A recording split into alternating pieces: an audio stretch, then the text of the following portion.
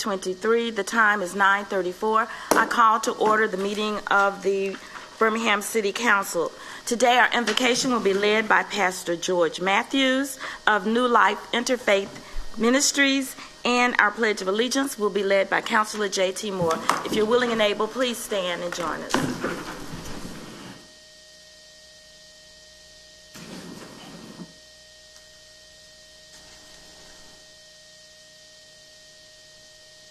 So, Father, we do thank you for this day and this time that you have so graciously gathered us together. We bless your name because your name is great and greatly to be praised. And so we thank you. We thank you for each of these city officials and city leaders who you have placed in their hearts the good of the people. You said, Father, that righteousness exalts a nation, but wrongdoing, wrong thinking, and consequently wrong actions are the undoing of any people. And so for these leaders, beginning with our illustrious mayor, we do pray. We pray for their families. We pray for their well-being. We pray for their physical bodies. We pray for their agility, for their acumen. We pray for their minds. You said, Father, that you will keep him in perfect peace, whose mind is stayed on thee because he trusteth in thee. And so, Father, we give our city over to you once again. We pray, Father, as it was in the days of Noah, after this pandemic, and as it is subsiding, and as cultural and societal issues are on the rise, you gave the leader that you had selected a plan to rebuild a devastated society, and he did it because he was your hope and you were his anchor. And as you gave Noah plans to rebuild after a devastation, I pray for these city leaders that there would be the wisdom that comes only from above. You said, Father, if any man lack wisdom, let him ask of God. And you would give it to us liberally, and you would not chide us for asking. And so I pray for the city. I pray for its leaders. I pray for the forward movement, the direction, and anything that is even being discussed that is of you, Father. I thank you for understanding. I thank you for wisdom. I thank you for provision. We give you praise for these things now in Jesus' name. We bind the hand of the enemy over the city and over its people. For this we now pray in the name of Jesus. And we do thank you for the mayor and even for his upcoming nuptials. We bless him for this lifelong odyssey, this lifelong endeavor, knowing that whatever good that happens in a man or woman's life in leadership, whatever happens to them personally, filters over into their public affairs. And so we pray for him and for them now. And we thank you for these things in the immaculate and matchless name of our Lord the Christ, we pray. Amen. Amen. Salute the flag. I pledge allegiance to the flag of the United States of America and to the republic for which it stands, one nation, under God, indivisible, with liberty and justice for all. Thank you very much. Councilors, the minutes are not ready from November 1st, 2022 through March 14th, 2023. I'm sorry, we need the roll call. Councilmember Evans. Present. Councilmember Clark. Present. Councilmember Moore. Present. Councilmember O'Quinn. Good morning, sir. Councilmember Tate. Good morning. Councilmember Williams. Good morning. Good morning. Councilmember Woods. Present. Council Pro Tem Smith. Good morning. Good morning. Council President Alexander. Present. Thank you very much. As I said, the minutes are not ready for November 1st, 2022 through March 14th, 2023. I apologize. Trying to get to that agenda. Communications from the mayor. Chief, do we have any communications this morning? Yes, ma'am, we do, Madam President. I'll start. Our mayor is on his way in. Good morning to you. Good morning, Madam Pro Tem, members of the council, members of the public. Madam President, the mayor wanted to give a special word of thanks to the entire city of Birmingham. Last week, we hosted the first and second rounds of March Madness, and we showed sports fans from across the country what makes this a special place, from the venues to the restaurants to the businesses and the hotels. This was a major get for our city, as Birmingham is positioning itself to be a major regional sports destination. It was rare for both in-state schools to compete at home. Legacy Arena arrived and it shined. And it was a cherry on top to have the HBCU spring coming here as well. It was a fun time, and we're sure everybody had a good time being involved in it. Special thanks to the Birmingham Police Department, the Birmingham Fire and Rescue, the Department of Public Works and Transportation, and everyone who helps to make our city run well. Also, a big shout out to our Chief of Operations, Chief Chaz Mitchell. Also, special shout out to our SWAC Commissioner, Dr. Charles McClellan, and the Southeastern Conference for advocating for the NCAA to come to our city. This is just the beginning, and relationships do matter. Madam President, the Department of Youth Services and Fox 6 WBRC are once again partnering to host their annual Youth Summer Employment Program, Kids and Jobs. Applications are now open through April the 14th and can be found at WBRC.com. Kids and Jobs was founded to introduce Birmingham's youth ages 14 to 24 to the workforce and to cultivate the professional growth required for students to become active members of the Birmingham business community. For businesses looking to host Kids and Jobs employees this summer, please visit BirminghamYouthFirst.org to complete a program partner application. Madam President, all month long, we're paying tribute to the amazing women of our city during our Strong Her campaign. We're asking everybody, please be sure to check out these stories on social media every day in March. You'll be inspired by these sheroes. Special shout out to our Senior Project Manager, Shonda Temple, and Ed Bowser, who serves as Deputy Director of Communications, for their work on this fantastic effort. A couple more notes, Madam President. Birmingham residents who need assistance with their rent and utilities, we're asking them to please reach out to the Department of Community Development. Help is available for qualified applicants. We're asking people, please take advantage of this fantastic program. Go to birminghamal.gov/rent help or call 205-254-2309. For our bulk trash, the City of Birmingham will continue to keep residents informed about bulk trash pickup with daily updates online at birminghamal.gov/bulk trash. Finally, Madam President, two more notes. As a reminder for those residents already using our new carts, this is for uniform trash. You should place them in the front of your homes. Any household garbage placed on the ground in alleys or on the ground in front of your residence will not be picked up. You can receive more updates by going to birminghamal.gov/pickup or by texting BHAM ready to 888-777. And then finally, Madam President, on behalf of all of the chiefs, all of the mayor's chiefs, his executive leadership team support directors and deputies, we want to salute our leader for his upcoming nuptials and his engagement. We celebrate Mayor Randall. Thank you. Thank you, Chief Sparks. Madam President and Council, good morning. It's good to see you. That concludes the mayor's report, and we're just going to let Cedric do it from now on.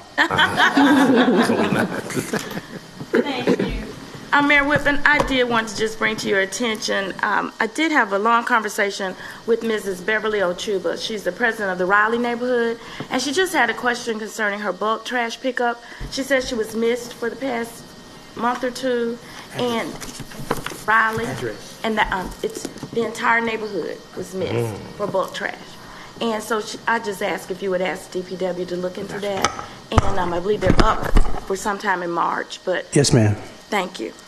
I'm writing it down. All right, thank you. Council Pro Tem. Thank you, Madam President. I have a couple of things as well. You know, you and I have been talking for the last couple of years about the Center Street apartments over by North Tisdale. Yes. So 3 of the apartments are still up. I have had some residents ask for an update. Just a little bit more history recently. I think Chief Mitchell may remember this. So there was someone who came before the PIC committee to get a permit, and we denied it twice because he didn't do anything with it. And so I gave him 6 months to come back. It's been past 6 months. I haven't heard from him. So if I could just have an update on what's next, because they really are an eyesore. And, you know, I thank you for helping me to get at least 3 of them down, but I would like them completely down. Yes, ma'am. I'm on it. I'll get with Chief Mitchell and PEP and follow up. And then something similar to what Madam President said about recycling and then trash pickup. It's been inconsistent in West End, Arlington West End, West End Manor. So if you could just look into that. Yes, ma'am. And then, well, I'll talk about it later. It's something in 5 Points South. They want another traffic study redone, but I can just email that to you, the exact street. 5 Points West? 5 Points South. South? Yeah, it's 15th Street South. 15. Yeah, and I can email you the exact history of everything that's going on. Yes, ma'am. Okay, thank you. Thank you, Madam Pro Tem. Anything else? All right, councilors, at this time, Mr. Clerk, do we have any nominations of boards and agencies? Okay. Councilors, at this time, without objection, the rules are suspended so that we can have a special presentation by Councilor Clark. Yes, ma'am.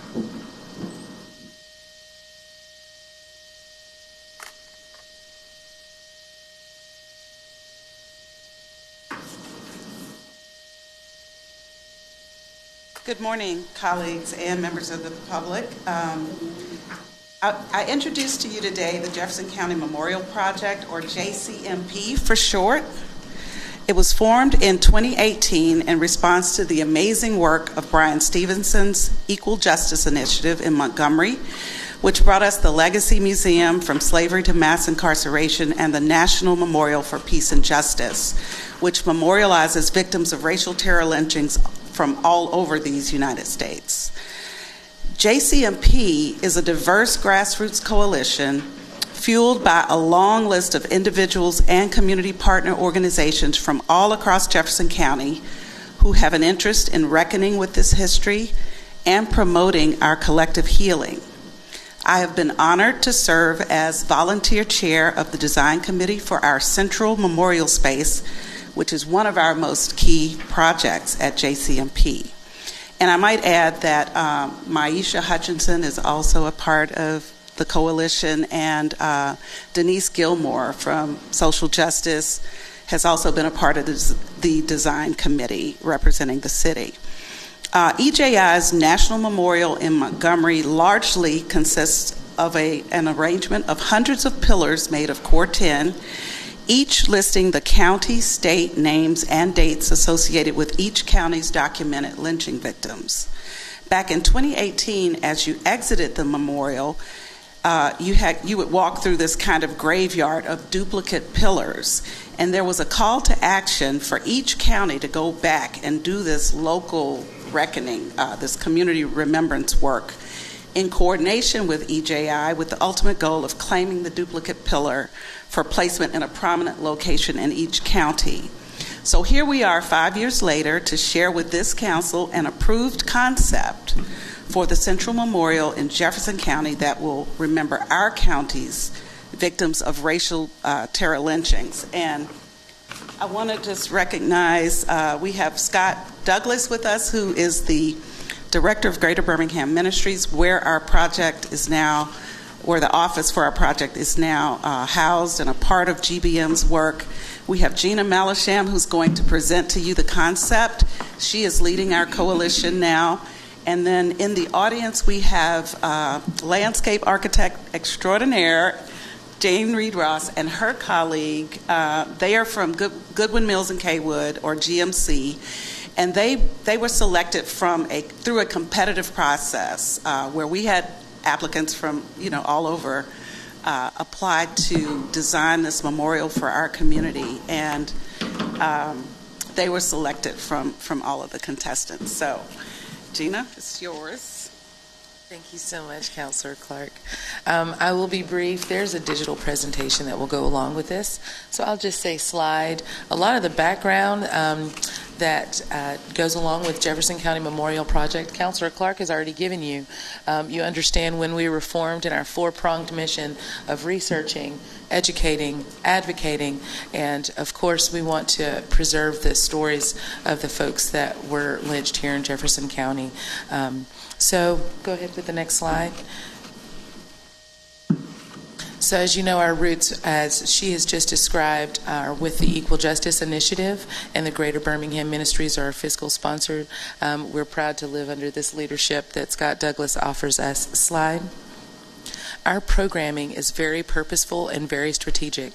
We work with K through 12 students. We have juniors and seniors in colleges all throughout Jefferson County that participate in our fellowship program, which now will be working closely with the district attorney's office on the Emmett Till cold case project. So we're very proud of our programming as it stretches across the county. Slide. And the Community Remembrance Project, the soil collection and the retrieval of these markers is what has inspired the Jefferson County Memorial Project, but our work is extended far beyond that, and we are poised to sustain into the future as well. Slide. So what you've seen in front of you on that very colorful handout is the design of the reconciliation spiral, which is, we're really very proud of this work by the team at GMC. The landscape has an inner and an outer narrative that tells two stories, each of which ultimately culminates in a central marker. Slide. Gina, if you say slide one more time, I'm going to get up and start sliding. Really sorry. I'm just playing. Keep going.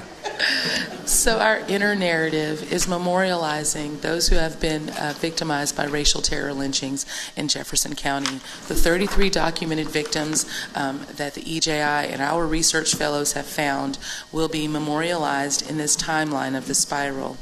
Next.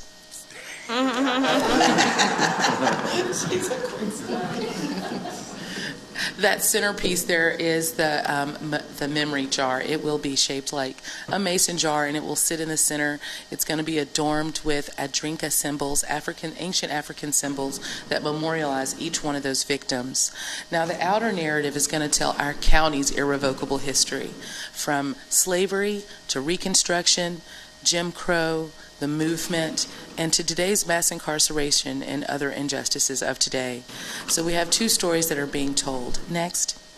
Our marker, which has been the subject of a lot of questioning, we're going to fabricate our very own marker as we are waiting for the EJI. So it will be uplit just like the ones at the National Memorial for Peace and Justice in Montgomery. It will hang right in front of our county courthouse as approved by the Parks Board and be uplit the way that you see they have been in Montgomery. It will also be fabricated from Corten plaque. Next slide. What we're most proud of is this holistic approach. So the site's going to hold the monument and the historic marker, creating a place of both reflection and education for the Jefferson County community. But there's also going to be a third element. A reflective sculpture is going to memorialize Jefferson County's first documented lynching victim, Lewis Houston. It's going to mirror those who stand in front of it, as if with a reminder that it's up to each one of us to end the violence and acts of racism today. Next slide. We're really proud of the work that we've done with the community to make sure that the location of our memorial is proper. And so with the support of our coalition, the input of our community, we have decided that Lynn Park is the best place for this memorial for three main reasons. On November 24th, 1883, a white mob lynched Lewis Houston in Lynn Park. This was the first of the 33 documented lynchings that occurred here in Jefferson County. Next slide. Lynn Park is also the route that was taken by those fighting against the poll tax, especially in the 30s here in Jefferson County. And voting rights was one of the core triggers that motivated the lynching of those who defended their rights. Next slide. Lynn Park, as you well know, right here in your front yard, is the public space that connects the city government, City Hall, with the seat of government, the Jefferson County Courthouse. And these public entities are the ones that allowed these acts of racial terror to occur. And so by placing this memorial in Lynn Park, we'll remind our local government and its citizens of its painful history, which is the first step, of course, to ensuring that such atrocities never happen again. Next slide, and I'll be swift. We're proud of the community support that we've gotten. The Parks Board has approved our design. Next slide. We are working closely with the partners committed to renewing Lynn Park, and we're proud to have a seat on that steering committee with the support of our community. It will be a part of the new Lynn Park as it is revisioned. Next slide.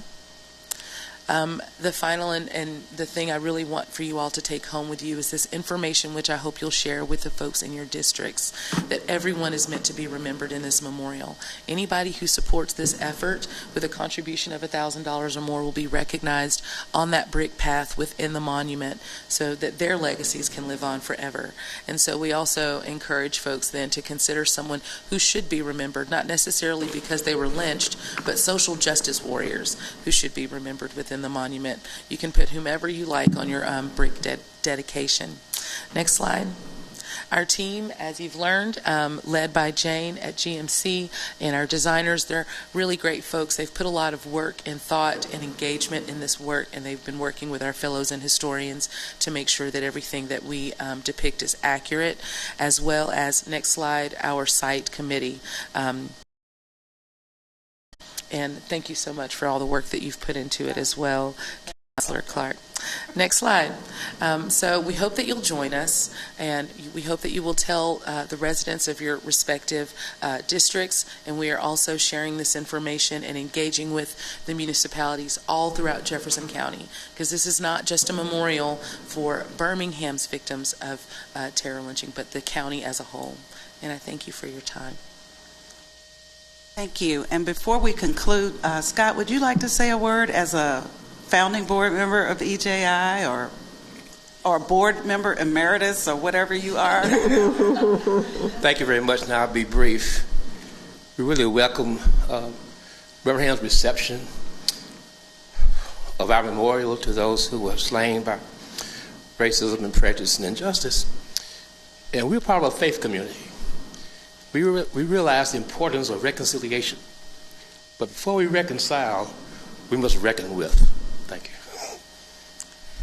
Thank you both for this presentation and for the opportunity to work with this initiative.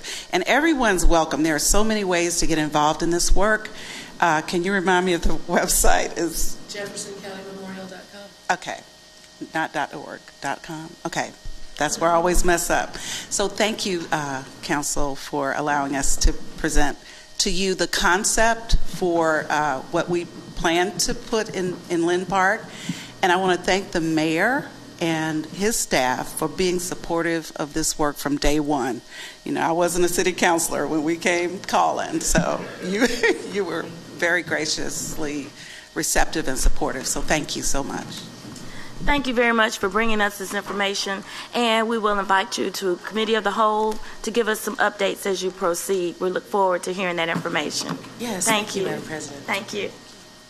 Councilor. Oh, yeah, I was just going to say. Councilor Moore has a comment for you. Thank you. That's okay. Councilor Moore. No, I was just going to say thank you for the work that you all are doing. I know that I had an opportunity to speak with Mr. Justin Carl, who was working with you all on, I'm assuming, the George Taylor Memorial over in Stockholm in the Kingston area.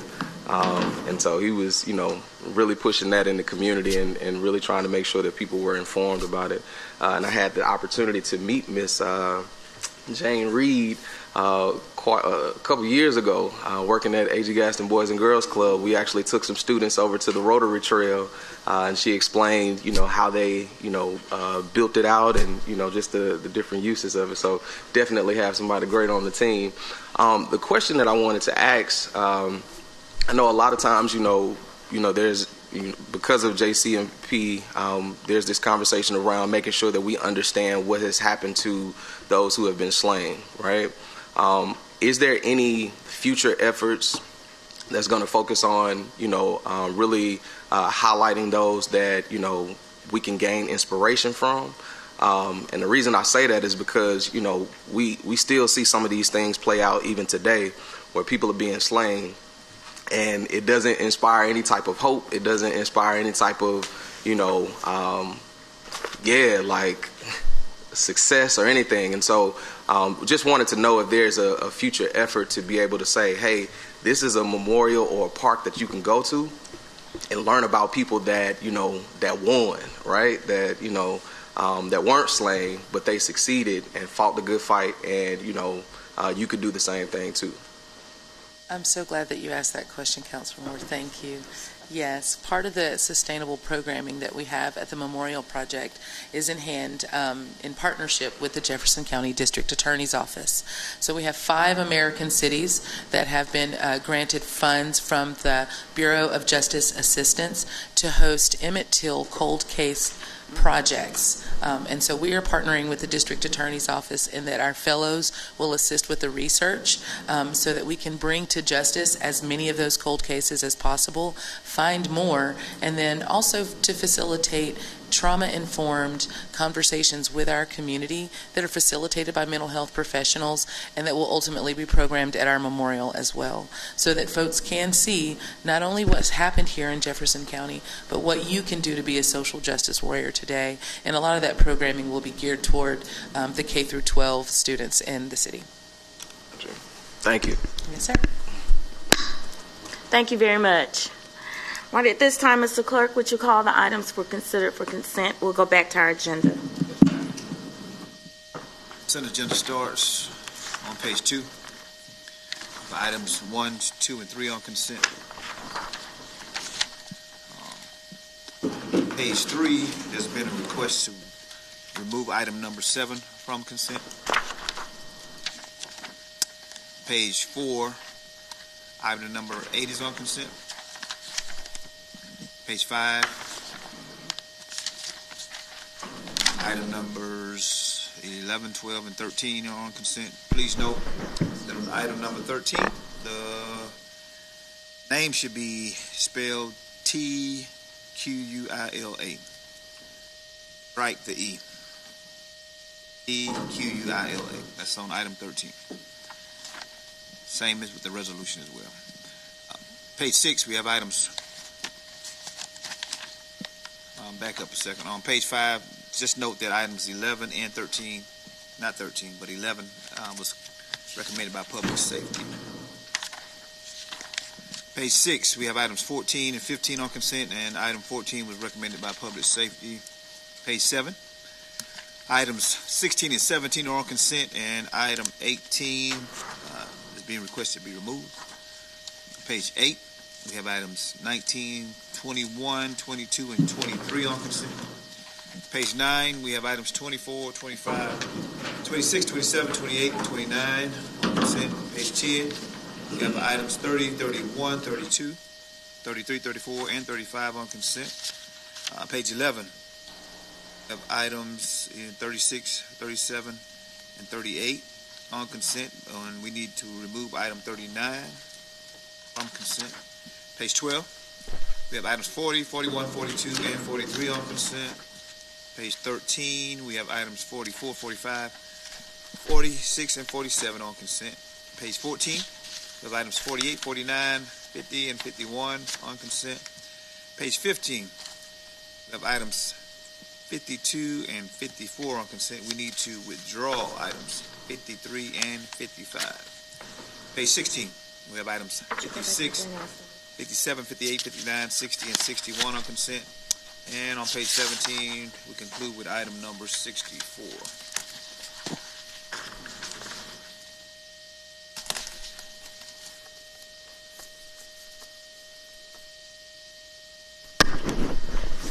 Thank you. Councilors, are there any items you'd like to add or remove? Councilor Williams. Can we please add item 62 on page 17? There's a request to add item 62 on 17. Well, there's an issue with, because it has a companion item. One has to go before the other one. Is it 62? There's one. Let's see. Yeah, 6 and 62. Companion 6 and 62. Hold on a second. So they were just kind of trying to get all those kind of called up together. 39, 5 and 39 as well, I guess. So 6, 62, and what else goes with 6? This is 6 and 62. And 6 is a public hearing. All right.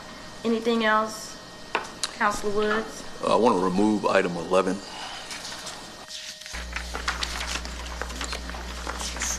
Request to remove item 11 from consent. Any other items, councilors? Councilor Abbott? Yes, Madam President, I would like to remove item 46 on page 13. Request is to remove item number 46 on page 13 from consent. Any other items? All items designated as consent are routine and non-controversial and will be approved by one motion. No separate discussion of these items will be permitted unless a council member, the mayor, or citizen interested in a public hearing so requests. If so, such items will revert to its normal place on the agenda order of business. All matters of permanent operation will be read. All other matters will be announced by reading the item number only. All public hearings will be announced. Councilors, can I entertain a motion and a second for the items on consent? I move approval. Second.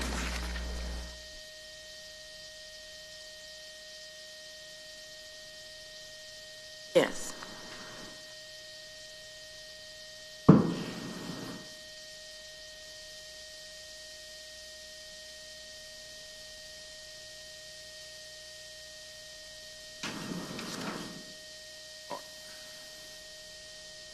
The vote should be up.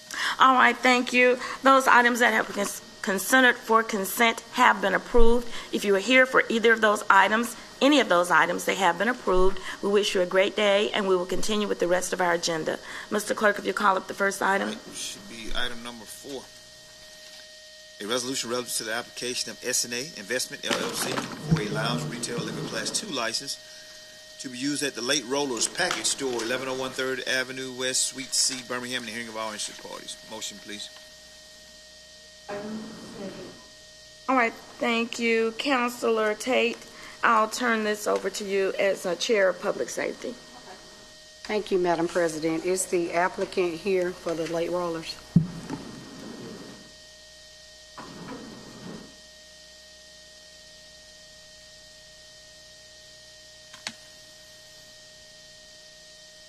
Good morning. Good morning. Can you state your name and address for the record, please? I'm Cache Stillwell. We're having a little trouble here. Can't hear you. I'm Manish Owali. Wait a minute. Ma'am, if you'll give us your name and address. Me?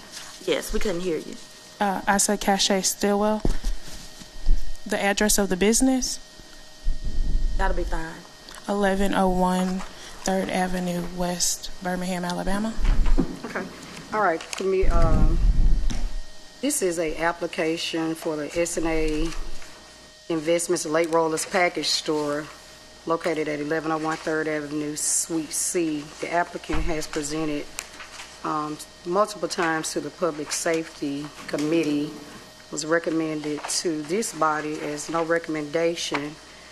And I have the neighborhood voting form here. The applicant presented to the Rising West Princeton neighborhood on 9/12/22.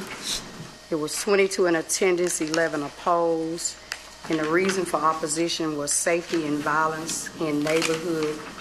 They're stating we already have a package store 3 blocks away from this location that is already enough problems in the area. And I know when Ms. Cache presented to us, she presented us with a safety plan, so I provided you all with some supporting documentation and just would allow her to, talk to the body about the business hours, and your plan of action. Council Tay, I actually have did my own research, and I've reached out to a couple package stores, and I've also been in contact with my attorney. So I'm not understanding why me being a new business owner needs a safety plan. Do you have like that in writing, a coding, or anything stating that? We didn't tell you to present us a safety plan. You presented us a safety plan because the question that we asked you in the public safety meeting was what time the store was going to be open. And when you presented to us, you couldn't give us a time of your operating hours. So you mentioned to us in the public safety meeting that you were going to go to the police precinct and what made them aware that you were going to be there. But I never ever told you that you had to have a safety plan to open up a business. Yeah, we did. That's why we had to present it. You were asking for it every time I came in. You presented the plan to me on your own. No, ma'am. Because of the issues that was cited about the prior owners in the stores, a new business owner. I'm saying to you that you presented to us twice, and we took it back to the Public Safety Committee twice. And you told me and my colleagues some things that you were going to do, to... Yeah, we didn't say, you actually asked us to go get it, and every time I came, you didn't let me come the last time because I didn't have the safety plan. We did. We had to bring it back up. So that's what I'm saying. Okay. Well, just make your presentation about the business, because I think the last time that you came to public safety meeting, you showed up late, and public safety the meeting was over. You wasn't here when the meeting started. But if you can present your business plan and about your business to this body, that would be greatly appreciated. Okay. Can I make a presentation? Let her talk, sir. Yeah, we're together. You're the applicant, But ma'am. she's the applicant. Okay. So,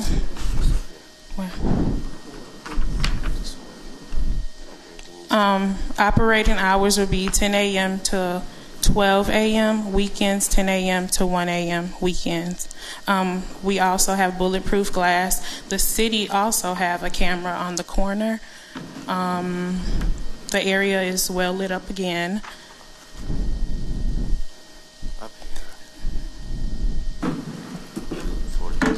Which one? Right here? Which one?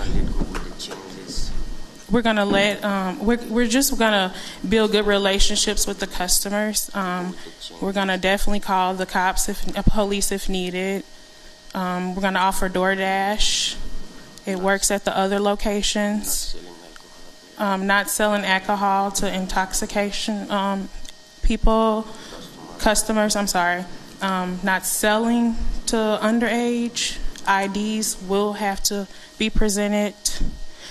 If security is needed on the weekends, because I guess that's when a lot of traffic comes about, we will have that as well. Security guard. A security guard. Any councilors have any questions for the applicant? Yes. Okay. And don't take this the wrong way, but where have you been? Because we've been waiting on y'all. I think this is our fourth time bringing this to the agenda. What do you mean where I've been? I come in here. The last time nobody called me. I had to reach out to you all. The last time I missed the meeting, nobody reached out to me. Nobody sent me anything, nothing. I didn't know. I had to call. Last 2 or 3 times, nobody gave you notice? 3/7 and 3/21? The last time, yes. I had to call. And then the last time I couldn't come in because she said I didn't have the safety plan. Okay. I have that in my text message, and it's on my voicemail, stating that Council Tay said that she won't even put me on the roster if I didn't have the safety plan. So that's the only ones I've missed. I've been coming up here Since August. Applied on August or September. August. Okay. Thank you. And sir, please make sure the applicant speaks and not you. Thank you.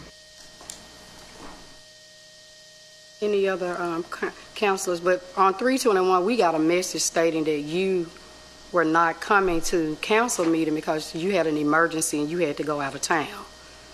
That was the message that we received 2 weeks ago. What was it, never gave a message, 3/7 never was that called. you were. That's not true. Never was called, never was reached out to. That's not true. The message that we received prior to council meeting From who'd you get was the message? given to me to convey to the body that you were not coming. That's why you wasn't here 2 weeks ago, because they said that you had an emergency. We were ready to hear this 2 weeks ago. That's not true. Okay. Okay. Well, that's Go fine. ahead. Thank you, Madam.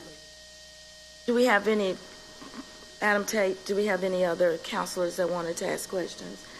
And this is a public hearing. Is anyone from the public here to speak?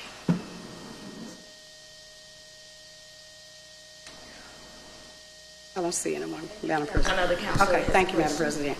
Hold on. Counselor O'Quinn and then Counselor Clark. Yeah, I'm looking at the packet of information, and I see some information about DoorDash and Mr. Spirits in here, and I'm just trying to piece this together. Is this going to be a alcohol delivery service, or? Can I speak now? Because that's Mr. Spirit was in my one. She's the applicant, and so our questions are for the applicant. Pretty much, it worked really well at my husband's establishment with his business partners and everything. So we thought maybe it can work over here if it's available. We're just trying to prevent. It's available. We're just trying to prevent people trying to come out intoxicated, trying to buy, because that seems like it's an issue. So it'll be a conventional package store is what you have planned, but also offering alcohol delivery as well? Yes, it's attached to the convenience store as well, but it's a different door. They're two different separate doors, two different suites. Gotcha. All right. Thank you. I think Councilor Clark was next. I didn't have anything. I was just, even though he couldn't present as her, I thought he could speak for or against as a member of the public, but I guess he declined that opportunity. I think the issue was that, you coming to speak as an item, for it is basically like giving, like a presentation or something, but him answering the questions from the council, is different. Right. So. That's what I was thinking, but yeah. As a member of the public, he could speak for it, but maybe he declined that opportunity. I'm not sure. I was distracted. Yeah, maybe he can speak after once we're done with our questions. You can come up and speak. Okay. He can come up and speak and finish as a member of whatever he needs to say. As the chair of the council, I would like to just reiterate the process for what we're doing here today. And ma'am, we're asking you the questions as the applicant. Have you brought this gentleman to assist you with your presentation what is his purpose? Because otherwise he can be allowed to speak as a part of the public hearing. Okay. But the questions are generated towards you, if you don't mind. Understood. So, okay, thank you. So at this point, have your questions been answered, counsel? Can he speak? Okay, thank you. You want to speak? Councilor Clark, I'm going to turn it back over to you if you want to open it back up to the public, if the gentleman has any. Yes, he can speak. We'll open it back up to the public, and he can speak for the item. Go ahead, sir. Give us your name and your address. I'm Manish Awale. So I'm talking on behalf of the store, how I'm going to do safety planning and everything. You want me to present it, how I'm going to do it, or? No, sir. What you're here is to speak for or against this item. Oh, yeah, I'm for her. Yeah, we are business partner together. We try to establish, because, my history of working in the gas station and liquor store has been decades. So I work in the worst area, worse than the west side. I used to work on east side. So I know what you guys, trying to give us in terms of safety, but we already told our safety plan. What we're gonna do is we already have a big block of what do you call this? Let me just give me a second now. Bulletproof glass, so that anybody who gonna be working behind and outside won't be any hassle at all while anything happens, because we have a bulletproof glass, and also we have a lock outside inside. So it's for safety for the employees and as well as who gonna work outside. I mean, if anything they see, I don't think they're gonna be bothered at all. They're gonna walk out because of the safety glass. And also we're gonna have a we're not gonna sell any liquor to intoxicated person completely, not at all. So that's why we're gonna force them to get those items from DoorDash, because right now DoorDash is doing really good from Mr. Spirit, we are doing really, really good with that DoorDash, so that's why I don't think any problem is going on. So we're going to focus on that DoorDash as well. And hiring security guard is going to be our priority on the weekends, so that weekend's gonna be busy. On that side, there are clubs, nightlife around there. So we're gonna have a security so that those problems not gonna come up there as well.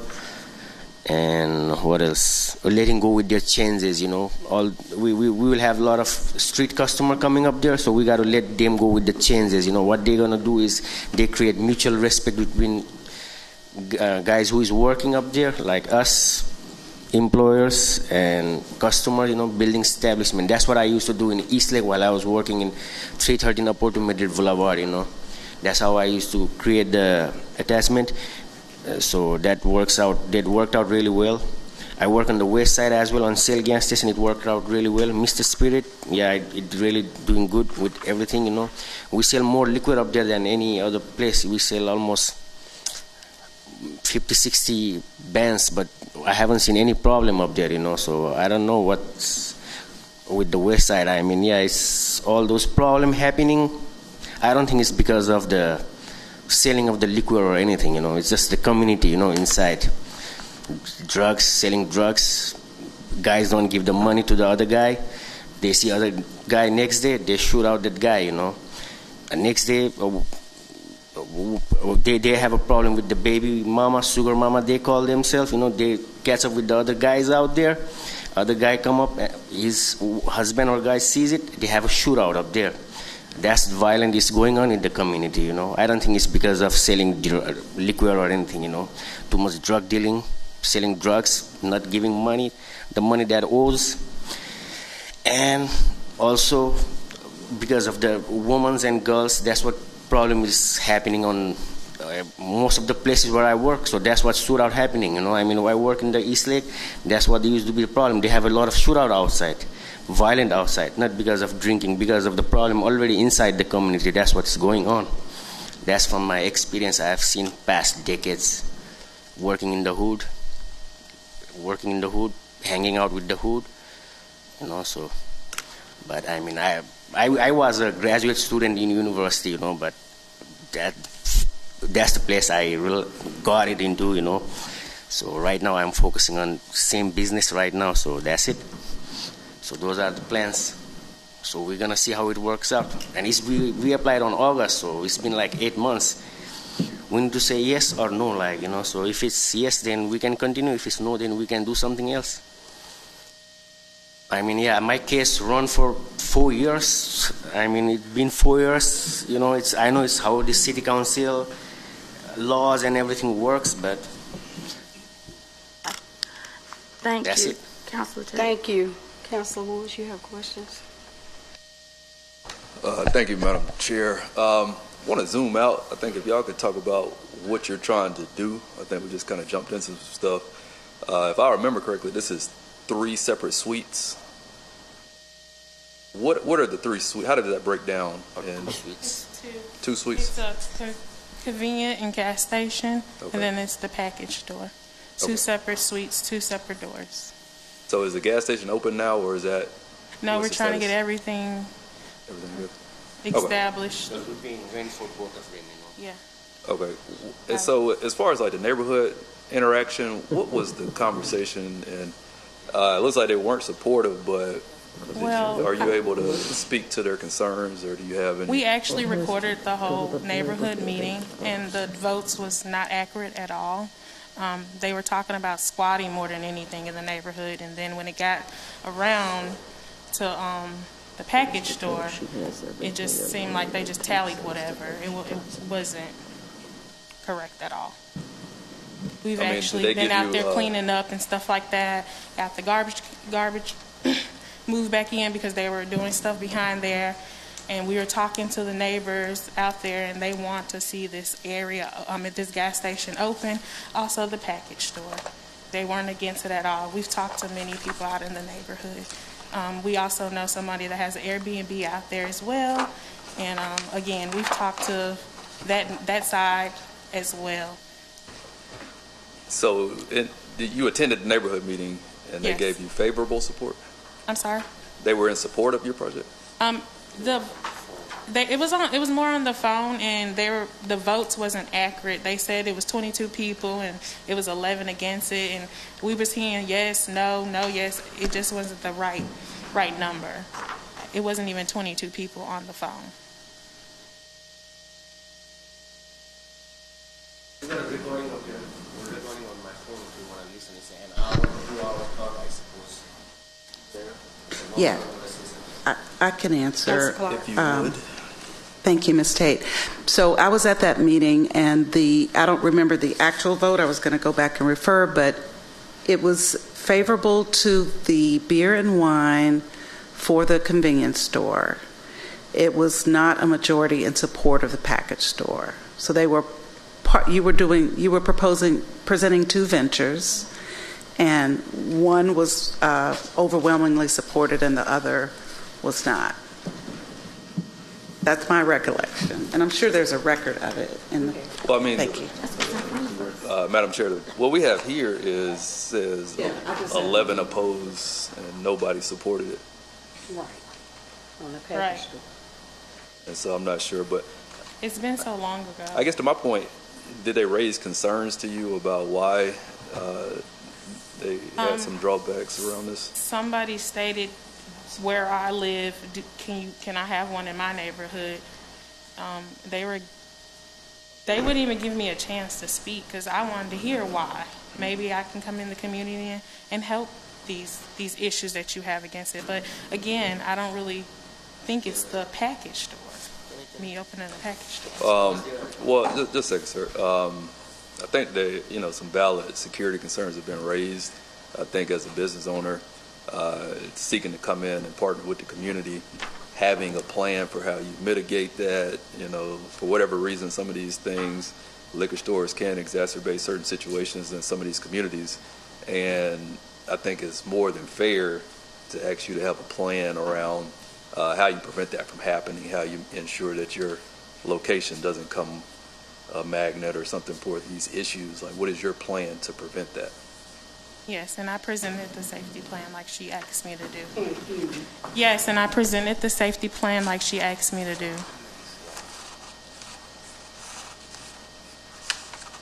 Okay. Thank you, Madam Chair.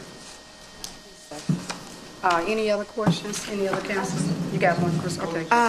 Since we approved the gas station and convenience store, kind of going off of his question, are you still going to open it if this isn't approved? Or will you just completely abandon the site? If it's not, what did you say? So there's two suites. We got one suite approved, and this one is contingent on this vote. Is it you're not going to open up Suite A if Suite B is not approved?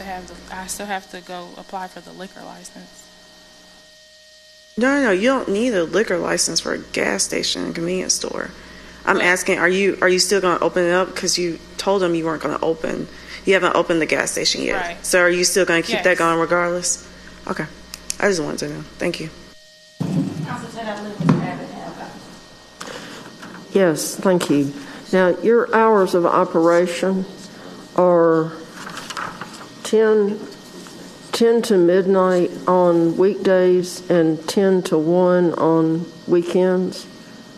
I can't hear you. I'm sorry. Well, we're both having the same problem. Okay, so your hours of operation are 10 to 12 on weekdays and 10 to 1 on weekends. Will you have a security guard there during all hours of operation or only on the weekends? And are there only certain hours on the weekends? I think on the weekends, again, it's a lot of traffic over there. It's clubs. It's as they stated, it's another package store. So I think on the weekends, if needed, yes, we will have security. And back to your question, we've wasted a lot of time and money. So if it's a yes, if it's a yes. If it's a no, it's a no. And I think we're just going to go ahead and move on. Okay, I had one more question to ask on your security plan that you presented at some time in the past. It says bulletproof glass and avoiding having workers in the store on their own during certain hours. Does that mean you're going to have just make sure you have more than one employee working at a time during the weekends? Yes. Okay. Thank you. Because the traffic, it's actually a club right across the street. It's a couple clubs to the left. It's more clubs to the right. So it'll be a lot of traffic. So this is a really congested area of town. Busy. Yeah, busy.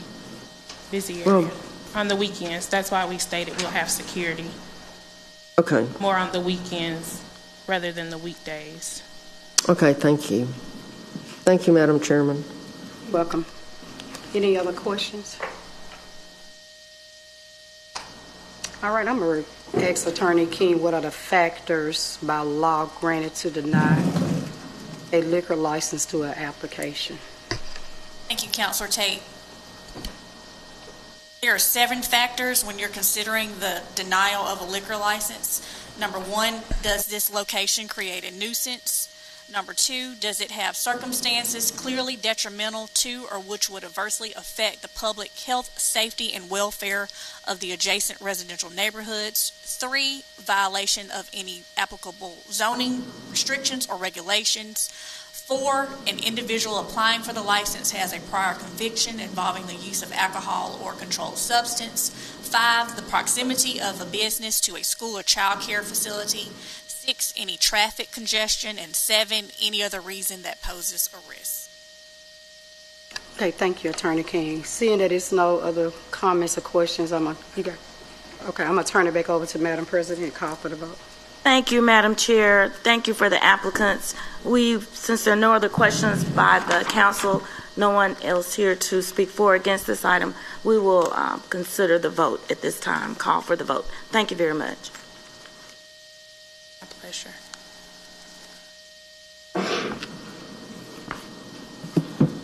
Councilors William and Abbott.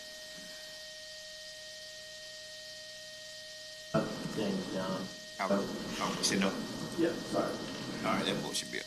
All right, item number 4 does not pass. Next item. Item number 5. Thank you. Thank you. And one more thing, I want to congratulate Mayor, Thank you. Yeah.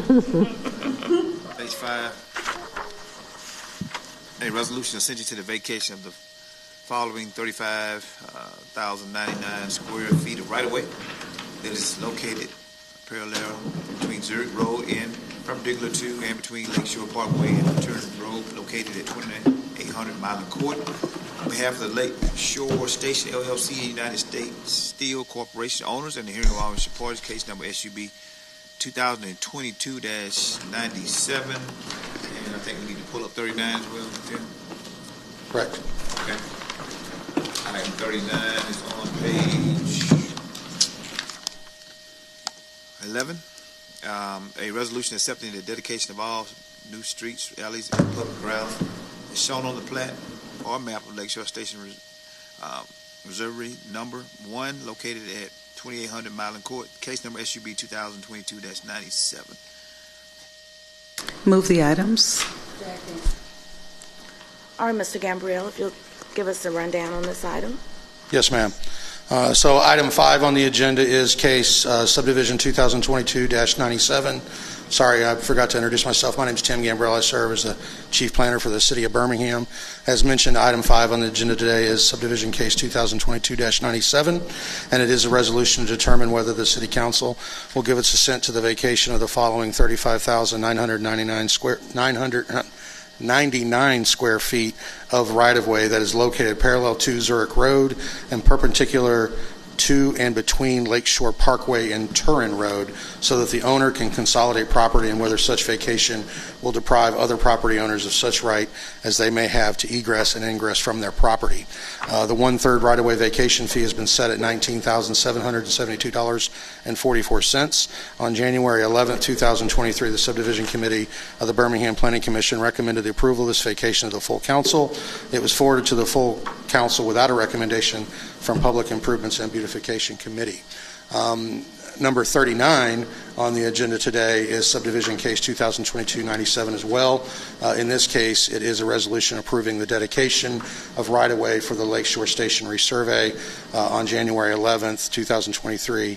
The Subdivision Committee of Birmingham Planning Commission recommended the approval of this dedication, and it likewise was forwarded to the full council with no recommendation from the Public Improvement and Beautification Committee, and that concludes the report for these items. Thank you. I am going to allow Councilor Smitherman, since she is chair of this committee. Councilor Smitherman, if you'll take over this, thank you. Okay, thank you. I don't think we had a committee meeting the day this was supposed to be on the agenda, so that's why there's no recommendation. Are there any councilors that have any questions about this item?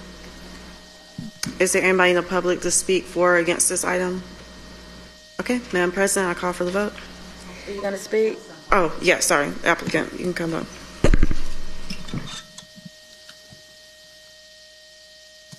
Good evening, ladies and gentlemen. I'm just Mark Clark with Shoal Engineering. I'm the surveyor and was just here to answer any questions if there were any.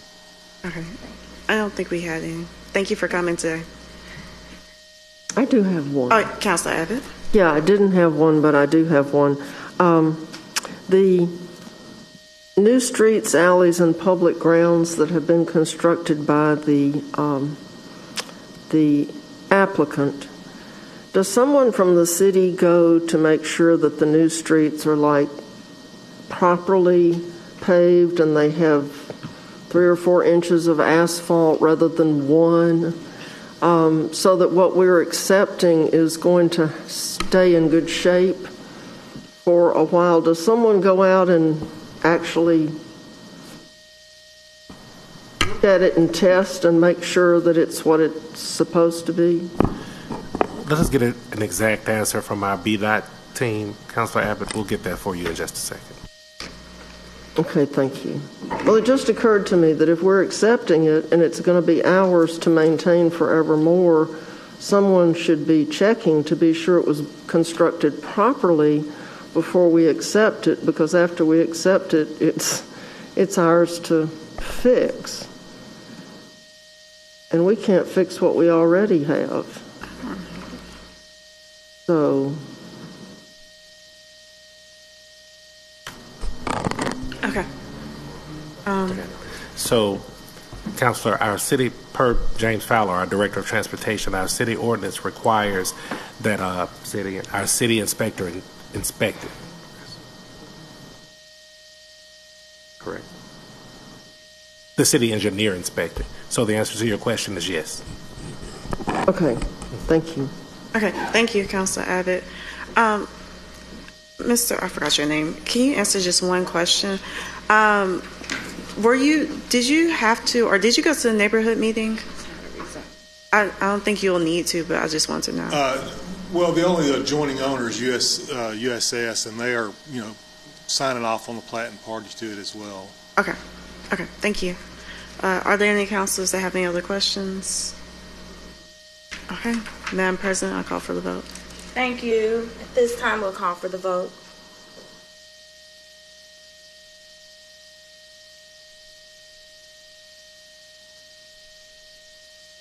All right, that item passes. Thank you very much. Next item.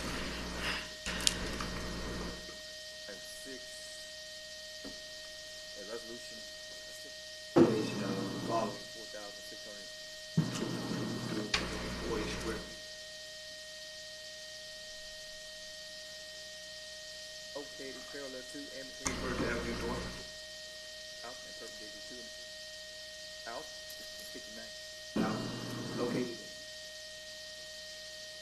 in Holy Parish, and Christ Health Center, Misha Taylor, WF Property Resource, LLC, Smith Avenue, map for the Church of the Highlands Incorporated, Alabama owner. 2023.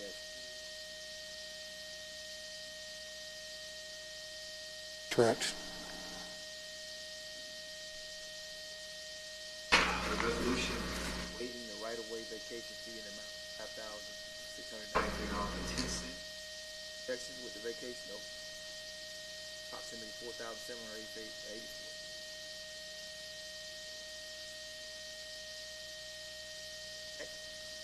project will have on the city. Thank you. I'll turn this over to Councilor Pro Tem. Move the items. Thank you. Take it away. Okay. Tim Gambrell, I serve as Chief Planner for the City of Birmingham. This first item is number 6 on the agenda today, and it is case subdivision 2023-4, and it is a resolution to determine whether the City Council will give its assent to the vacation of 4,654.4 square feet of alleyway that is located parallel to and between 1st Avenue North and 1st Avenue South, perpendicular to and between 57th Street South and 59th Street South, so that the owner can consolidate property, and whether such vacation will deprive other property owners of such right as they may have to egress and ingress from their property. The 1/3 right-of-way vacation fee has been set at $5,693.10, and on January 25th, 2023, the Subdivision Committee of the Birmingham Planning Commission recommended the approval of this vacation to the full council, and it was forwarded to the council without a recommendation for a Public Improvement and Beautification Committee.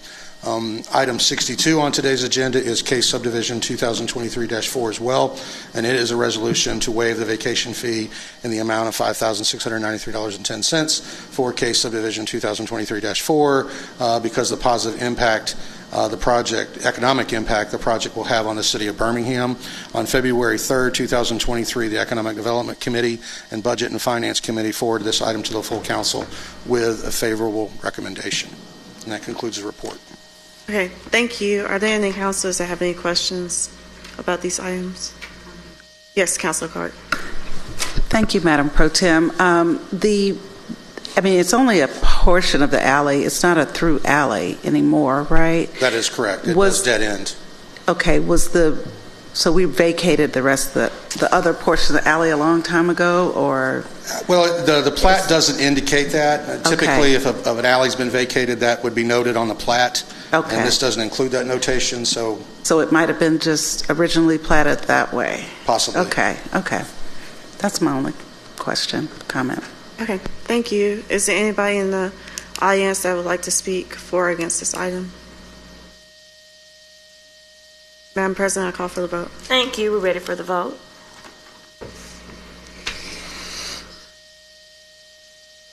All right, that item passes. Thank you very much. Next item, Mr. Clerk. Should be item 7. An ordinance to further amend the donations fund budget for the fiscal year ending June 30th, 2023 by appropriating $10,000 to Arlington House for general use per donation received from the State Senator Roger Smith. Move the item. All right, councilors, this item was just asked to be removed from consent for consideration of the item by the full council. Are there any questions? All right, at this time, Mr. Clerk will call the vote.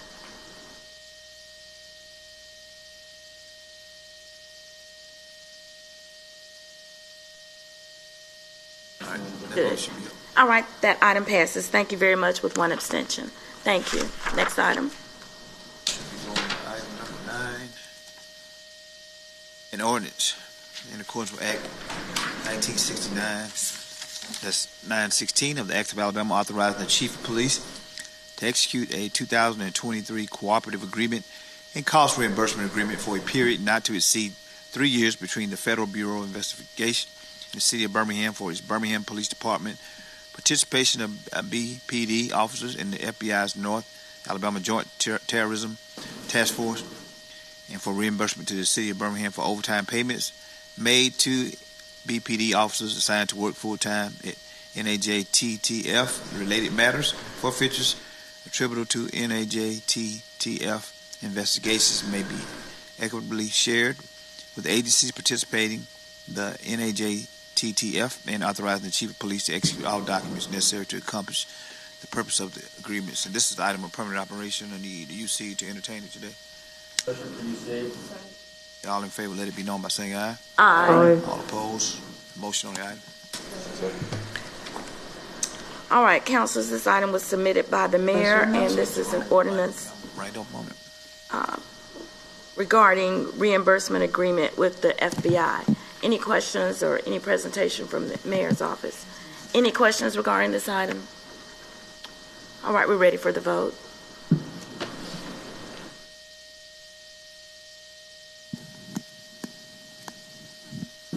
All right, thank you. That item passes. Next item.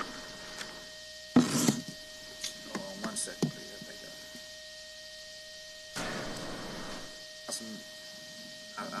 Smithman, for some reason I clicked your item. You voted yes? Okay, thanks. Sorry about that. And Woods was absent. All right, so we're going to item number 10. This one, yeah, obviously. I don't know what's going on here. Okay, item 10. Is that better? Okay. An ordinance in accordance with Act 1969-916 of the Acts of Alabama, authorized the mayor to execute an interlocal agreement between the city of Birmingham and Lawson State Community College, under which Lawson State Community College will provide workforce development training, more particularly described as commercial driver's license training, for city employees, and the city will provide vehicles for use by the city employees during the course of the training for a term of 3 years, and authorize the mayor to execute any other documents necessary to accomplish the purpose of the agreement. Same situation you see for entertaining today. All in favor, let it be known by saying aye. Aye. All opposed, motion carried. All right, thank you, councilors. We have an ordinance that we would be agreeing to execute an interlocal agreement between Lawson State and the city of Birmingham to provide training for CDL. This is presented by the mayor. Chiefs, any information you want to share on this item? Any questions regarding this item? Yes, Councilor Quinn. Yes, so I understand that per the agreement that Lawson State would be providing this training at no cost to the city of Birmingham. I was curious as to the logistics, though. Will all of the training be taking place within the city of Birmingham, on the city of Birmingham property? So I assume that there's some classroom work and some actual the use of city vehicles would actually be for the actual training, right? So they would have vehicles that the employees would be training on to. Yeah, just walk me through the logistics, because the description is not really doesn't describe all of it. Yeah, you really just almost explained it, Counselor. But we're going to have Josh Yates from our Department of Public Works to come in and kind of walk through the details, because it'll be with his department. But you really just explained what it's going to be. Okay.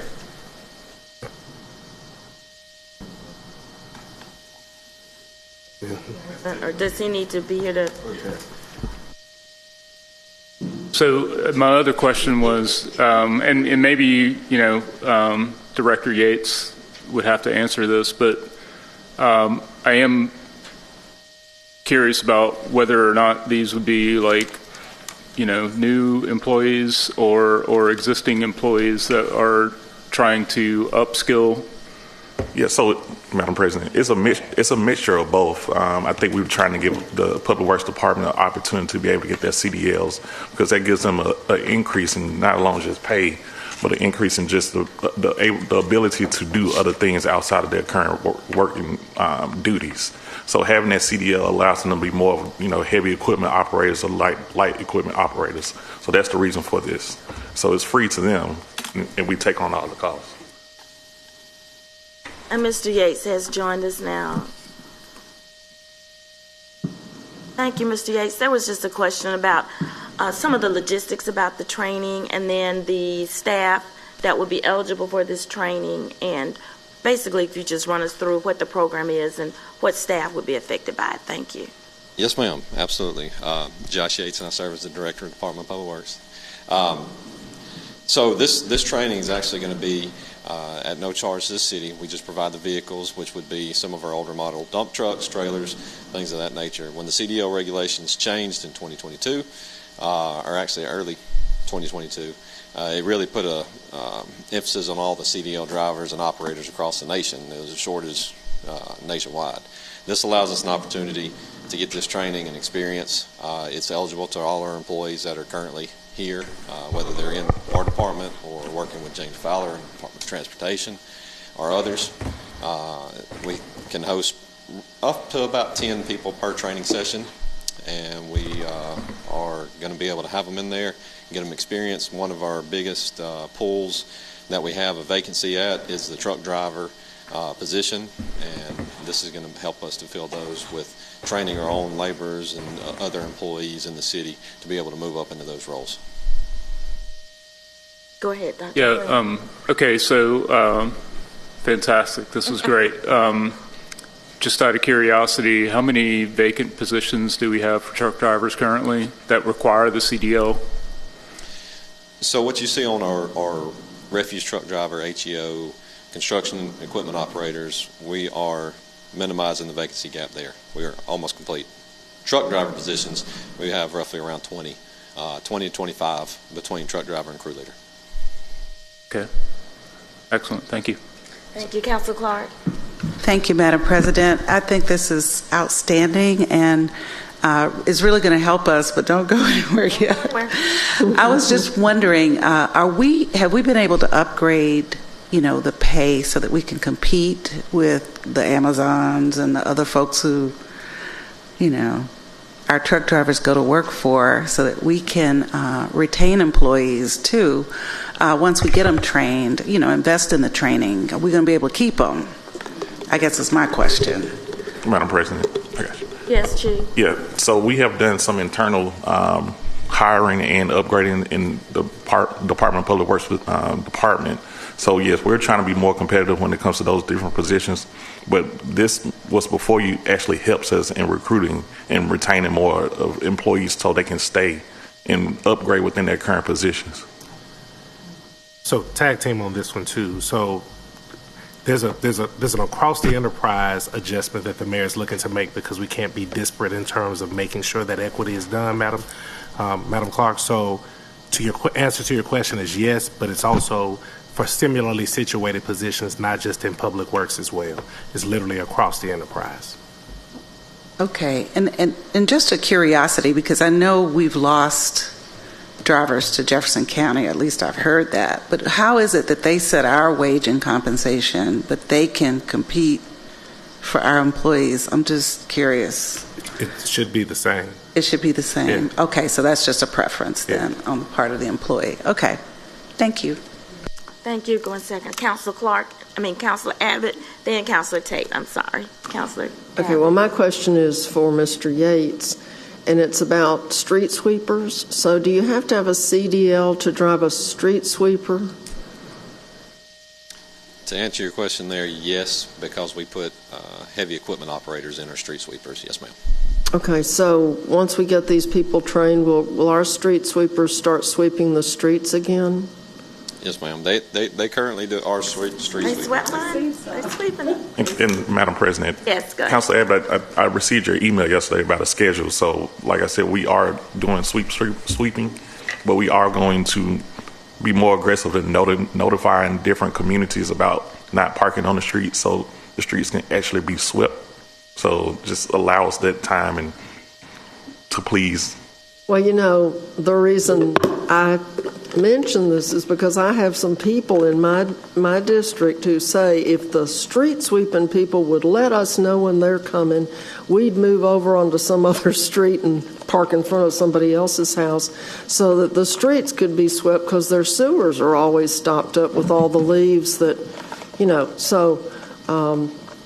there's nothing like having a lot of excited people calling you to get you moving. So I'm glad y'all are working on that. Thank you. Thank you, Councilor Tate. Thank you, Madam President. I'm just going to echo what Councilor Clark mentioned about this is a great opportunity, because I did see the City of Dothan Chiefs had offered something like that with Wallace College, training their employees. But my question also to add to that, once you cross-train, is there any to keep people from leaving? Once you give people training, they tend to, you pay for it, they leave. So what are the stipulations? Would it be something like that, saying that you got to remain, so many years before you can bounce somewhere else? Because that's, CDL training is not cheap. And then when you're training people and they taking it and they leaving, it's still going to, you're still going to have the same problem.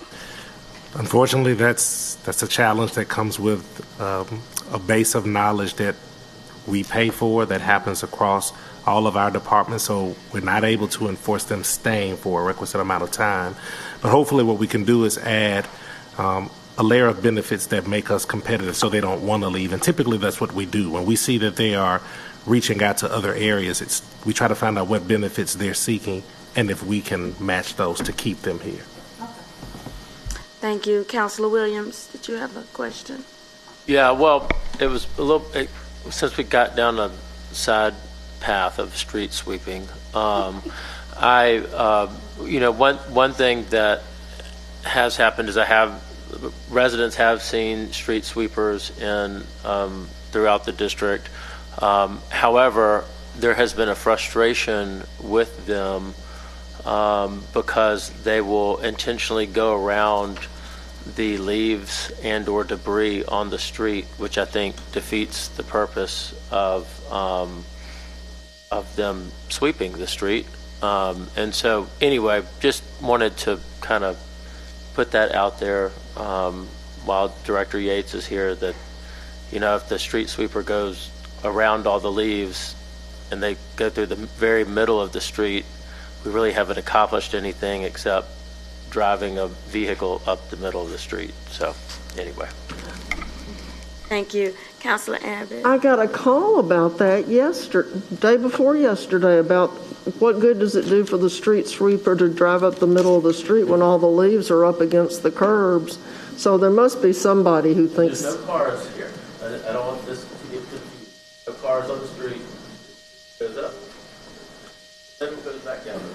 Yeah. That somebody must think that's funny. Or fun. Thank you. Mr. Yates notes those comments. Thank you.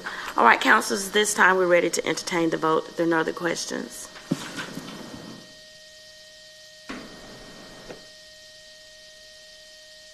Councilor Member Moore, thank you. That vote should be up. All right, thank you. That item passes. Next item. I think we're going to 11. Yes. Item 11, a resolution authorizing the mayor to execute a service agreement between the city of Birmingham and ADS Security for security cameras at Crossplex and Bill Harris Arena for a total not to exceed $144,365.25. Motion, please. I move approval. Second. All right, thank you. Councilor Woods, you asked that this be moved from consent. Thank you, Madam President. I saw this about the cameras going at the Crossplex and saw this vendor, ADS Security. Wanted to ask about what their capacity is and if there's other services that they could provide that the city might need. Like I said, we have a high interest in cameras, and so I wanted to get some feedback on this particular vendor. Madam President, I'm sorry. I'm so sorry. It's okay. I'm sorry. It's okay, sir. It's definitely okay, sir. Council Woods, to answer your question, ADS technically has our agreement just for camera placement in the inside of our facilities. So that's the reason why this is before the council. We have a master agreement that was already approved by the council that pretty much took care of all our city-owned facilities. This one was not included because the Crossplex had an older, outdated system. So we're just trying to get it up to par. Do we know how much do we know about what their overall capability is, and if they're literally do they have the capacity to do additional services? We can ask them for a proposal, but right now I think the only agreement that we have is just for the security system within the facilities. But we can ask to see what other services that we have to do. But of course, that would require some type of RFP if we go that type of route.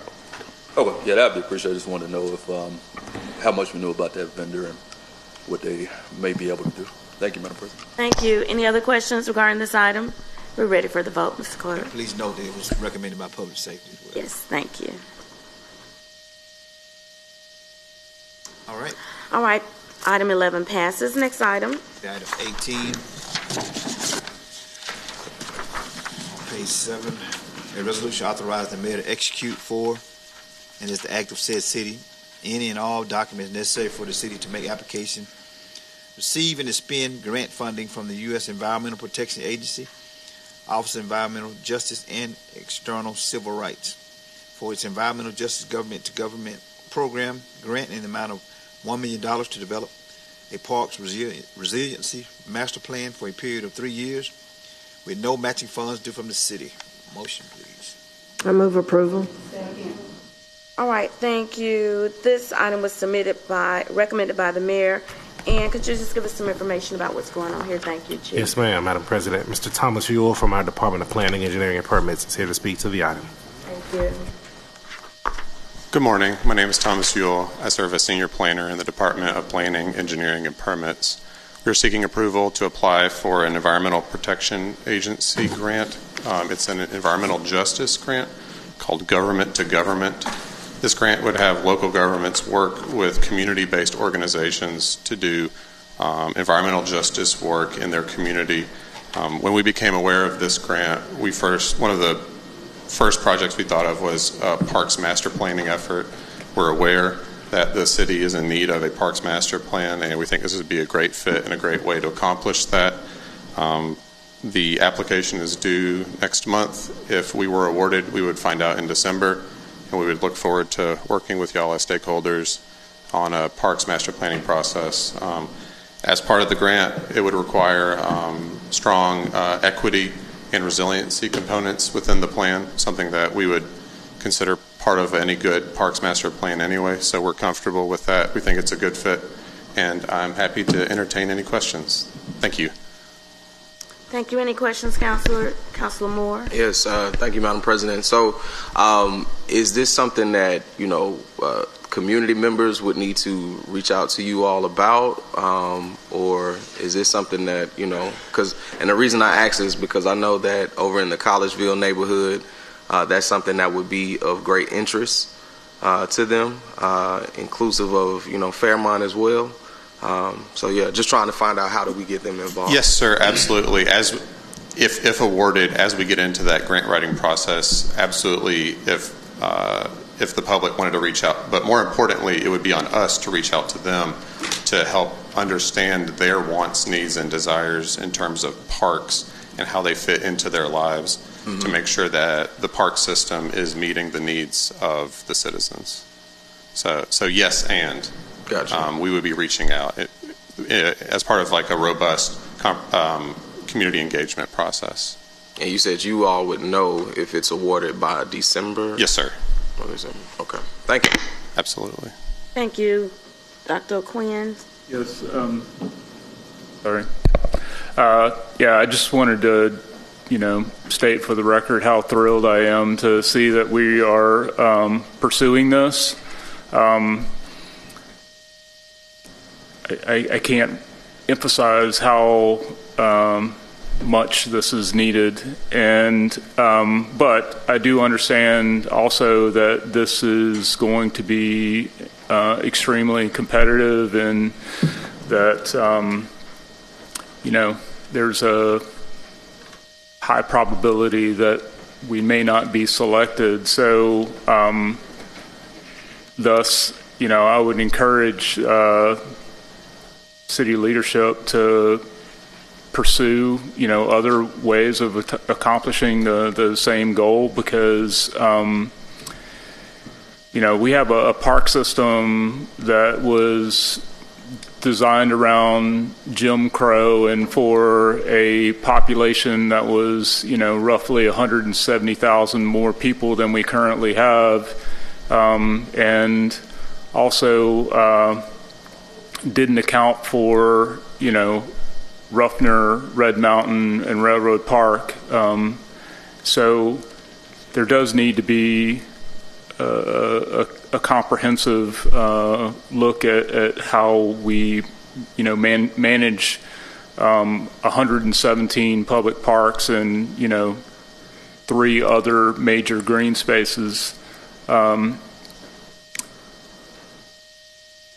And program those spaces and utilize them in a way that benefits the public most, because it's, should be no surprise to anyone that we aren't doing a particularly spectacular job of managing and maintaining our city parks at present. So definitely, again, I'm thrilled that we're pursuing this opportunity and want to encourage us to try and achieve this goal of doing a comprehensive plan for our park system and green spaces by any means necessary. Thank you. Yes, Councilor Clark. Thank you, Madam President. And as the Council's representative to the Park Board and Chair of the Parks, Rec, and Cultural Arts Committee, I too am just really delighted that we're pursuing this and that it's under EPA. And as Councilor O'Quinn stated, we have a lot of parks, which could be a really good thing because all our citizens can be close to a green space. But, if it's not programmed appropriately or, we're using lots of herbicides, we're just not doing the environmentally sustainable things to, because it's just more than we can manage. I think, looking at it under this EPA program where we're looking more at other environmental factors and resiliency and sustainability and making tree canopy investments to reduce heat island effects and having wetlands and other things that support, the environmental functioning of our city. I think we have an opportunity to get there because we've got so many parks. We just can't be doing all this mowing and chemicals. We just got to get out of that. So I think it's a real important opportunity, and if we can't get this grant, we need to allocate some other funding to make this happen because, we are so resource constrained to make our parks really serve our citizens. And, one of my dreams is to make it easy for citizens to know where the parks are and what's in them because we just don't have that capability now. If you don't know where a tennis court is or that there's a basketball court in Stockham Park, you just don't know. And you might think you don't live near a basketball court if you don't just know. So, I have a lot of hopes for where we can go with this and just look forward to, us moving in this direction, whether we're, if we're not successful here, being committed to making it happen somehow. Thank you. Thank you. Thank you very much. Any other questions, councilors? I do want to say that, I'm always the optimist, so I'm going to really hope that we will get this grant. And I did just want to clarify, we go through a process now that's being always led by PEP, our community framework plans. So is this going to be a similar process for the master plan for these parks if we were to get that grant? Yes, ma'am. It would be a planning effort similar to the framework plans that we do now. It would obviously be focused on parks instead of community-wide concerns and hopes. But yes, it would have a strong community engagement process. It would have a similar most likely a similar timeline. So yes, ma'am. Okay. Thank you very much. All right, councilors, then we're ready for the vote.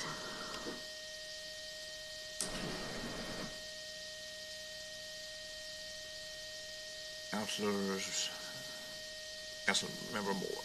Thank you. Is that it? Thank you. Item number 18 passes. We wish good luck with that grant submission. Next item. Item number 20, a resolution of intent to provide an economic development incentive to the Birmingham Southern College during the current fiscal year, subject to Birmingham Southern securing binding commitments from funding for the state of Alabama and Jefferson County in amount sufficient when combined with the city's cash incentive to continue operation of the college and further subject the city's identification and allocation of funding, and authorize the mayor and his designated staff to negotiate the terms and conditions by which the city of Birmingham will provide such cash incentive in support of Birmingham Southern College. Motion on the item. Second. All right, thank you. Councilor Williams and Clark, you brought this item before us. Want to give us some information? Yes, ma'am. I think if it's okay with you, I'll just start, and then for the resident councilwoman who represents this district, I'm sure you'll have a lot more in-depth knowledge than I will have. But for essentially what this is not an ordinance, this is just a resolution of intent to support Birmingham Southern should it gain the commitments from the state of Alabama as well as Jefferson County. I think that one thing that this resolution really spells out, if you read it, the economic impact to the city of Birmingham with 300 direct employees going to that are at the campus, as well as almost 1,200 indirect employees that are not employees of Birmingham Southern but still work at the campus, with almost $100 million economic impact to our metro area annually. I think that this institution does bring a lot in terms of economic development to the city of Birmingham. Just to, I know that there's, anytime something gets on Facebook, things always Southern College, and then the fiscal support would be. And I'm going to read this directly, after subject to Birmingham Southern securing binding commitments for funding from the state of Alabama and Jefferson County in amount sufficient, with combined to the city's incentive to continue operations of the college. And so that is it in a nutshell. And then Ms. Clark, I will turn over any further comments to you. Yes. Thank you. Councilor Clark? Thank you. Well, Birmingham Southern is the giant in my neighborhood where I live and represent citizens on this city council. And, the school is old. It was here before Birmingham was incorporated. And in my opinion, it has been a mighty force for good in our community. And that's my opinion. Over my lifetime. I was born close to the school, and my father used to take us on the campus on weekends to teach us how to play tennis.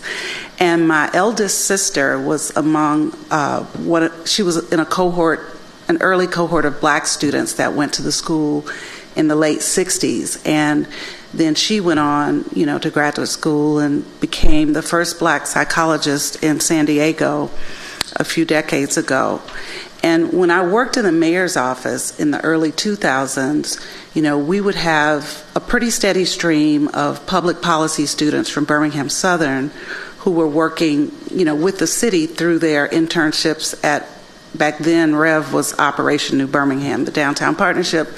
And I was just so impressed with their professionalism and their, their contributions to our work. And, even now, today, I work with the Jefferson County Memorial Project, and we have college fellows from all the area colleges, UAB, Sanford, Miles College, Birmingham Southern, and, others. But, they always have students in the fellows program helping to do primary research on our lynching victims and help us with this reckoning around our racial history. So, I just think, beyond the immediate impact of a closure, I don't want to even say that word, but, it matters to us who live in Bush Hills and College Hills and throughout District 8, what happens at this school, because, it's a huge stabilizer for our otherwise pretty distressed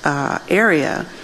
And it is, quite frankly, the most beautiful thing I pass on my drive home, because the other stuff, I've got racial hate graffiti on the old community hospital and swastikas, and, I got to figure that out. But, having 192 acres of vacant buildings is a very horrifying prospect. And I think that, as leaders, while the city's not in a position alone to make an impact on the issues they're facing, we couldn't do it alone. I think, we have a lot at stake by what happens here, and that, we should be engaged. And the city, as a continuous body, has a long history of partnership and support for this school. And we also, under Mayor Woodfin's leadership, have a great track record of working with the county and the state to do big things that are important to our community in Central Alabama. So, I know many of us on the dais have spoken with the President, Daniel Coleman, who's here in the audience today, and that's been several months in the making, and we just haven't had an opportunity to really have a public discourse about this as a body. And I just think, we have to before it's too late. I think we probably meant to, but we just haven't. And so this is important to residents. I've got some neighborhood presidents in here from College Hills and Bush Hills, and our former community president, Dora Sims, who used to be head of the Black alumni for Birmingham Southern. And then Kim Brown, our friend from A.G. Gaston Boys and Girls Club. She actually lives on a street. Her home is on a street that she can only access through the college. And there are other people on that street. And so, if something happens to this school and it's suddenly in the hands of its creditors, then we have to be concerned for those citizens back there and how they're going to get to their houses. So we just need to be engaged and trying to figure out, if the plan A doesn't work, what's the plan B?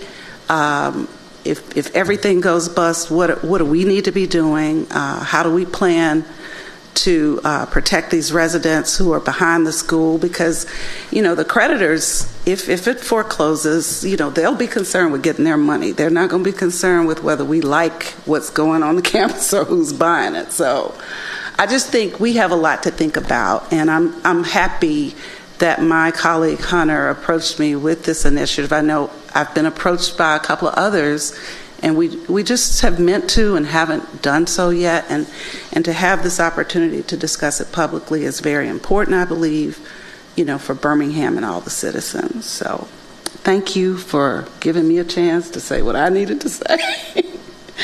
And I appreciate you all. Thank you, Councilor Clark. Any other councilors? Councilor Abbott? Well, I couldn't just sit here since I have what I consider to be a extremely valuable master's degree from Birmingham Southern. And 25 years after I graduated from Auburn, I went back to school with some trepidation, and I was one of the people who could stretch a 2-year degree into 4 years. I was quite effective at that. And my only goal was to graduate before the year 2000, which I graduated in 1999, so I barely made that. But, in thinking about Birmingham Southern and its possible demise, I just thought that would be an incredible disaster for Birmingham. I mean, when we look at what happened to Caraway, it turned into a bombed-out, third world country looking, meth lab. Anyway, it was terrible. And I don't want to see anything like that happen in anybody's district, and especially not Birmingham Southern, which has such a history here in Birmingham. And the people, the caliber of, not me, but the caliber of the other people who have graduated from Birmingham Southern are some of the greatest leaders that we have in Birmingham. So I just don't think, somebody said, well, it's private. Well, thank goodness. Just think of another school asking for money from the state to try to keep operating. So thank goodness there's lots of people who are willing to pitch in. I mean, I think I read that they have raised or have pledges for $46 million so far. Well, that's just pretty darn good. I couldn't go out and raise $46 million. I don't care how many graduates I had. So I am with y'all, and I commend my colleagues for coming forth with this because it is overdue. We've all been kind of muttering about it, but we haven't done anything. So thank you for, getting a move on. But I think that it's incumbent upon us to find a way where there's no way. And do something to save Birmingham Southern. Thank you, Councilor Abbott. Any other councilors? Councilor Pro Tem. So I'm not anti-Birmingham Southern. And President Coleman, I know this kind of fell into your lap. And I do want to publicly say I commend you for coming into this mess. And Council Abbott is right, it is hard to raise that much money. So I want to thank you for your efforts on that. My thing is, if we wanted to discuss this, could have done a press conference, committee of the whole. And Council Williams is right, there has been a lot of rumors out here. This is just a resolution of intent. It doesn't have a dollar amount, it doesn't have a funding source. And I don't even know if Mayor Woodfin was prepared to present this to us. In addition, the state did not approve them for ARPA funding. And I don't think it's fair that we haven't had opportunity to ask President Coleman questions. There are questions of, what is your sustainability plan? Will you have to come back to us? What is the funding source for this? What is the amount? What other programs are you going to do when we show the public, hey, we're helping you out? Will we see more visibility of you? Because we've seen UAB football players clean up. We've seen, Live Health Smart with UAB. Sanford, they just helped Council Woods with a cleanup. I can go on and on. Lawson State, Madam President just did workforce development. It's just, and it's contingent upon the state and county, but if the state hasn't said anything about what they're going to do moving forward, and I don't want y'all to take this the wrong way, what's the purpose of this? Really, because this doesn't do anything. This isn't an ordinance, this isn't a contract, this is really just us. This is a good feel good telling you guys we're going to try to do what we need to do. I know you have the opportunity to come up and you can. I'll let Madam President do that, but I just want to kind of slow down for a minute. I'm not saying I'm anti-Birmingham, so I just want us to slow down for a minute. And I don't think we have ever really given ourselves that opportunity with a lot of things we've had to vote on. I just want to make sure we are just giving that opportunity to really think about it and make sure we're not the first ones to donate until, is there a contract with, well, you can answer this, if there's a contract with the county saying they have officially given this money. That's all I'm saying. It's just slow down for a minute. Let's be effective with this decision and not just do this just because it's good, feel good. So, Madam President, I'll ask my questions if President Coleman has opportunities. Thank you. I do want to allow other councilors if they have any questions or comments. Councilor Woods. Thank you, Madam President. I definitely appreciate the passion of some of my colleagues. I do think that Birmingham Southern plays an important role in our city. But looking back, I believe May 2022, at least we started a conversation with some leadership from Birmingham Southern around some of the issues they were dealing with, some of the need, and that's a conversation that needs to be completed. Like, we have not completed that conversation. There are a lot of valid points specifically around the sustainability of the institution, what the plan is in place for that, equity, diversity among the student body, the employee base, and then also like decision-making processes, what's changed to prevent some of the bad decisions that were made in the past from being repeated. I think that I do want to commend Mr. President just for the accountability. He didn't make a bunch of excuses. He came straight up and shared that these were some internal issues, some decisions that were made that probably shouldn't have been made in hindsight. And so I appreciate really anybody that approaches the situation with accountability, is willing to kind of step in and continue to do the work to try to fix it. And so we've heard several numbers throughout this last year. And so I think the biggest kind of underlying theme for me is that it is extremely important to, and for whatever reason we set it down, but to pick that conversation back up. Doing this at this time is not, in my mind, the best way to handle this. It feels very inappropriate. A lot of us were honestly blindsided by this, and so in fairness to everybody, especially the citizens and I think we have been privy to some of the high-level discussions around the issues. I don't know that the citizens that we represent have had the opportunity to understand the situation, that they face, how they got there, and their plan to get out. And so kind of in the roles we sit in, we have to, number one, be in a position to explain anything we do. Like anything we do here, my phone's going to ring when I walk out, and people are going to expect me to be able to explain it. And so I need to be in that situation to be able to do that.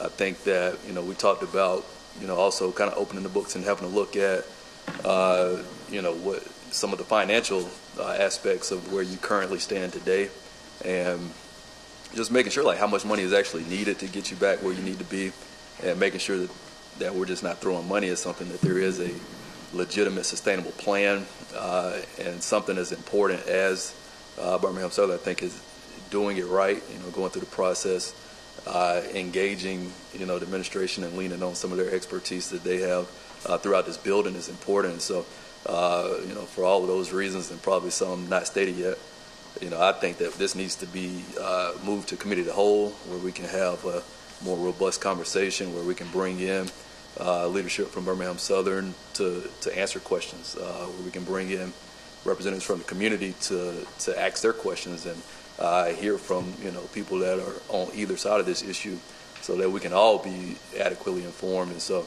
I'm not sure if anybody else wants to say anything, but I will move that we send this item to committee of the whole. Second.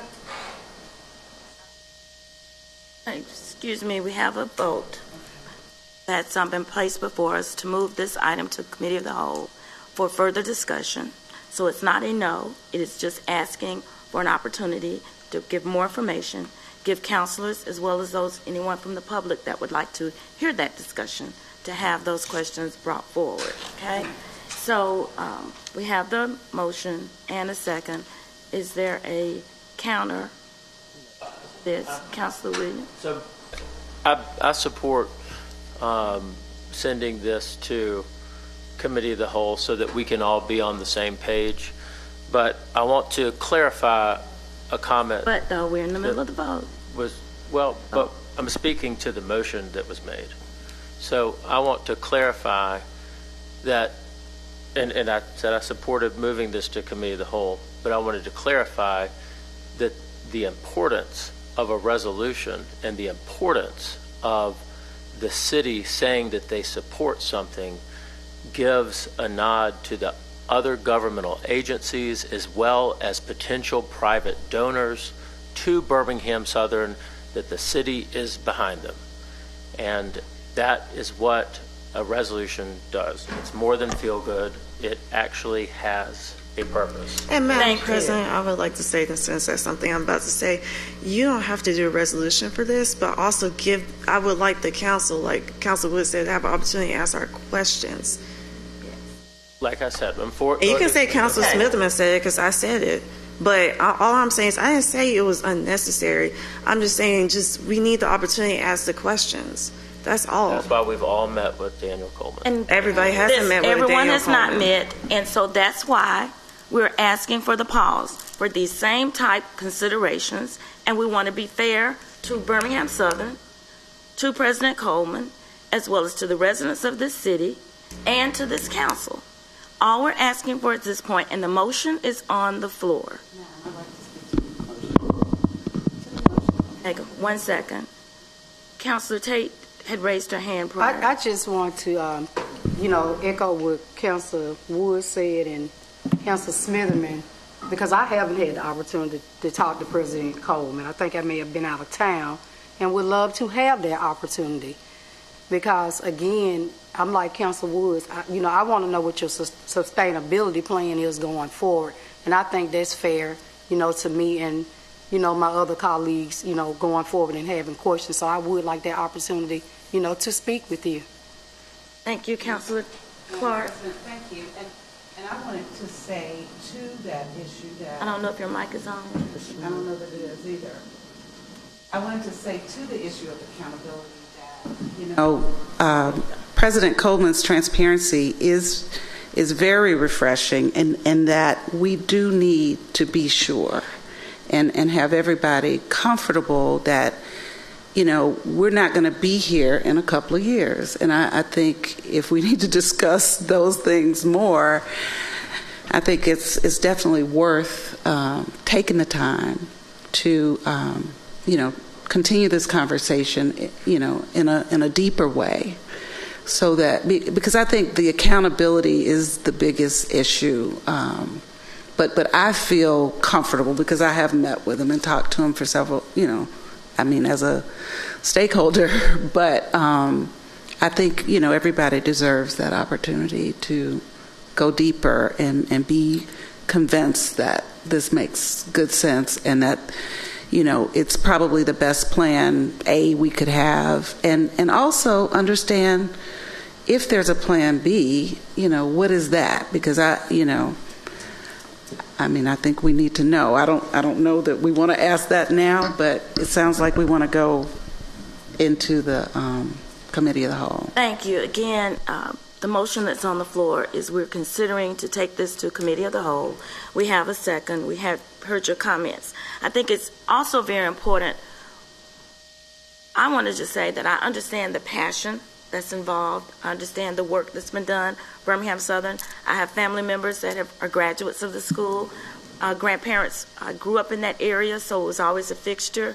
Beautiful facility, passing through there all the time. But there are things that we need to consider in another moment, because one big pillar of that support was asking for funding from ARPA, from the state. That was over $12.5 million. That did not come to fruition. So we need to find out and give President Coleman, hopefully through the committee of the whole, if that passes, that that's more information we'd like to see. That would be considered a plan B, because a great amount that was being requested from the state has already not been allowed. The full request was 37.5, 12.5 of that was coming from ARPA.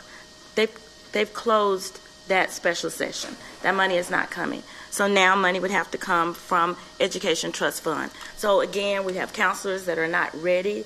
They have not had that opportunity to have that discussion. So I would like to go ahead and call for the vote for the consideration to move this to committee of the whole. And we can have the full discussion. We would invite President Coleman at that time for that discussion to have these questions. And we can also provide President Coleman with additional questions that we'd like to have answered during the committee of the whole. Our next meeting is April 19th at 3:30 p.m. That's the motion that's on the floor. We're ready for the vote.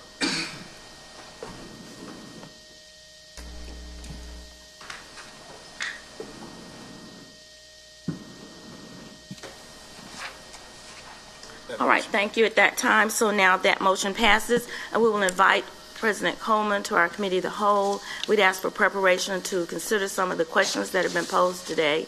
We'll be sure to send those questions over. We'll send those through our administrative team, and then we'll get those to Dr. Coleman, President Coleman. Thank you. Next item. Item 46. A resolution approving payment to Easy Liner, Orange City, Iowa, in the amount of $11,125 for new employees 2-day training and 1-day consultation on the paint truck at unit price on file in the Office of the Purchase Aide for the Transportation Department in accordance with Section 3-1-7 of the Birmingham City Code. I move approval. Second.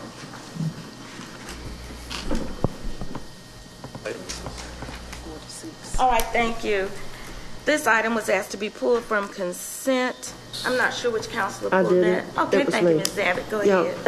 and the only reason I did it was because I get so many complaints from people about our, stripes missing off our streets because they've worn off, and, when are we going to do something? And so I just thought it would be good for this public, reading of this item to let people know that we are getting ready to start striping our streets and taking care of business soon, because we're having this. Zabit, I can't hear you because we have discussion out in the audience.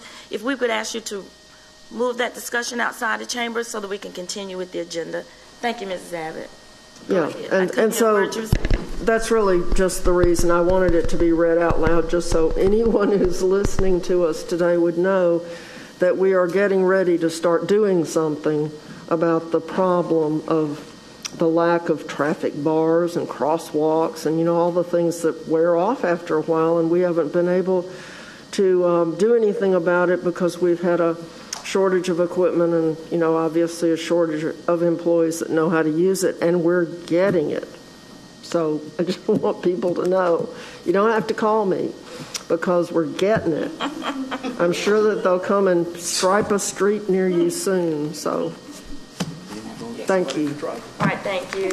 Any other questions about this? So we're ready for the vote.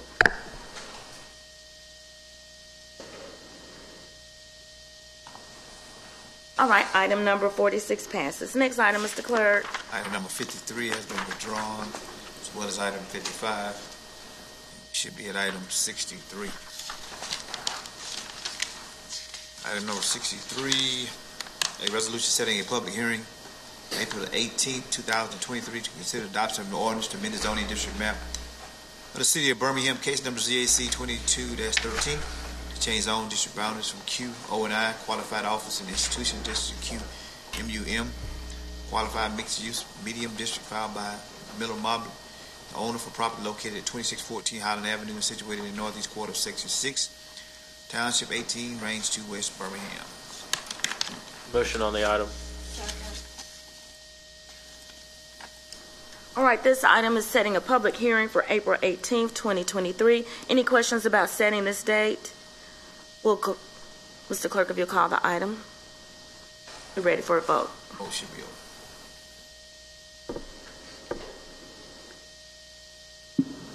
All right, thank you. We've set that public hearing for April 18th, 2023.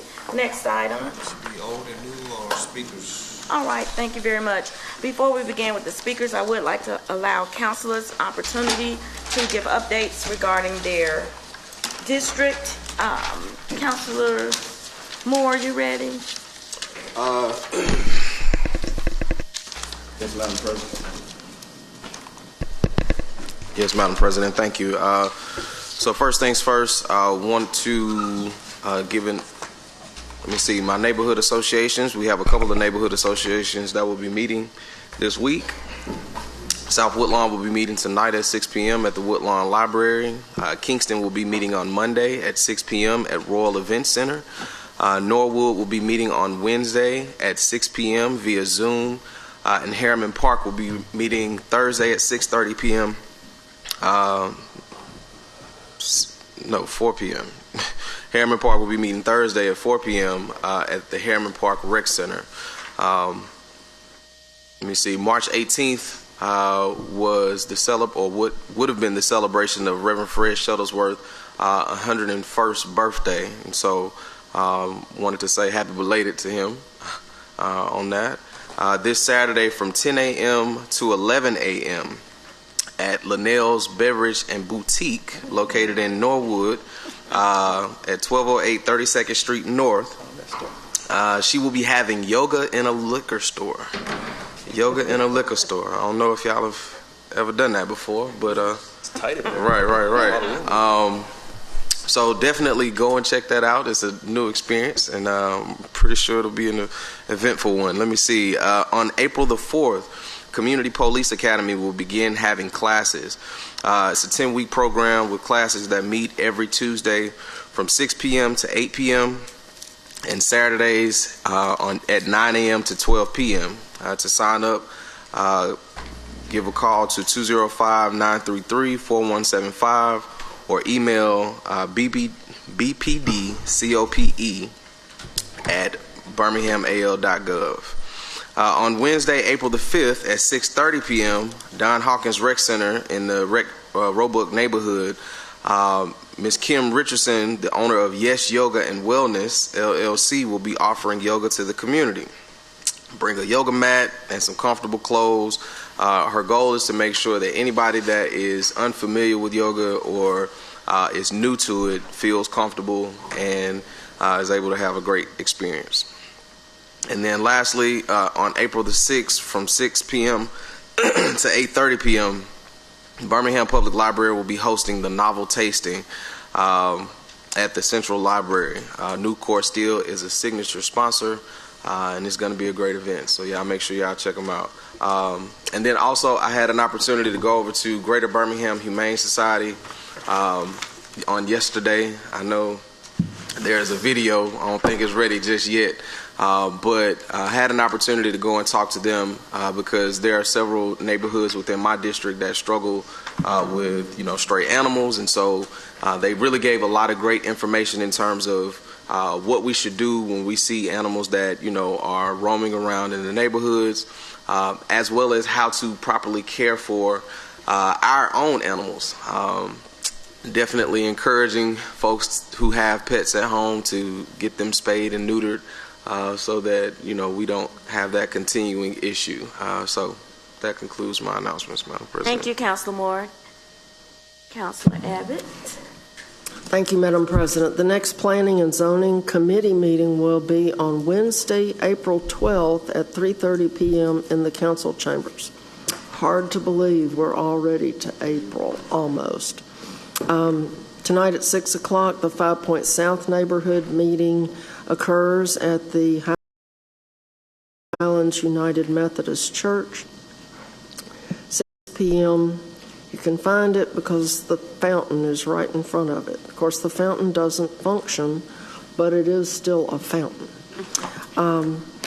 If you have any concerns or issues, please call 311, or you can download the new app, My Birmingham 311, where you can put photographs of everything that you have complaints about. I find that to be very, empowering. You feel like you've really done something when you've sent a My Birmingham 311 complaint in with photographs. And we want to continue to encourage residents of District 3 to go to our website for all the extra things that we don't always get to talk about. And that's www.bhamdistrict3.com. Thank you. Thank you very much. Dr. O'Quinn. Thank you, Madam President. Central City Neighborhood Association will meet tonight at 6 p.m. at the Downtown Central Library.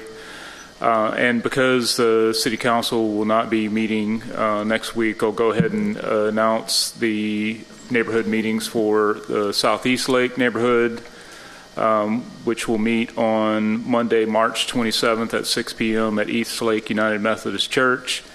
And Fountain Heights Neighborhood Association will meet Tuesday, March 28th at the Fountain Heights Recreation Center. Want to let you know that Jefferson County District Attorney Danny Carr is hosting his annual Second Chance Hiring Fair today at Boutwell Auditorium. That started at 10 a.m. but runs through 2 p.m. This is for former offenders seeking job opportunities to become productive members of society. Please visit secondchancehiringfair.com for more information and future events. And again, want to remind folks that Birmingham Fire and Rescue Service is preparing for their upcoming Community Emergency Response Team class this fall and are currently seeking volunteers to participate. The Community Emergency Response Team, or CERT, program helps train people to be better prepared to respond to emergency situations in their communities. If you or someone you know is interested in becoming a CERT member, send an email or email your name, phone number, and email address to pubed@birminghamal.gov. The classes are April 11th to May 23rd from 6 p.m. to 7:30 p.m. at Fire Station Number 2, located at 600 11th Street South. And then finally, want to let you know that the Transportation Committee meeting regularly scheduled for Monday, March 28th has been canceled. The next Transportation Committee meeting will be Monday, April 10th. If you have any submissions, please contact Kimberly Phillips at kimberly.phillips@birminghamal.gov. And that concludes my announcements. Thank you, Dr. O'Quinn. Councilor Woods. Thank you, Madam President. Kim is going to load up a video. I want to dedicate a video we have for Champions Way, a young guy doing some very important things here in the city. While she's loading that, I'll share a couple of notes. The Huffman neighborhood will meet Thursday, March 27th at 7 p.m. at Huffman High School. They have a special performance by the Viva Brazil Dance Company. And so this is a very unique group. Will be a full performance and also a workshop narrated performance where participants can learn movements, drum rhythms, and music. And so it's a very interactive thing. They did it about 4 or 5 years ago. And so great opportunity to come out on Thursday at 7 p.m. For any residents interested in participating in that. And go.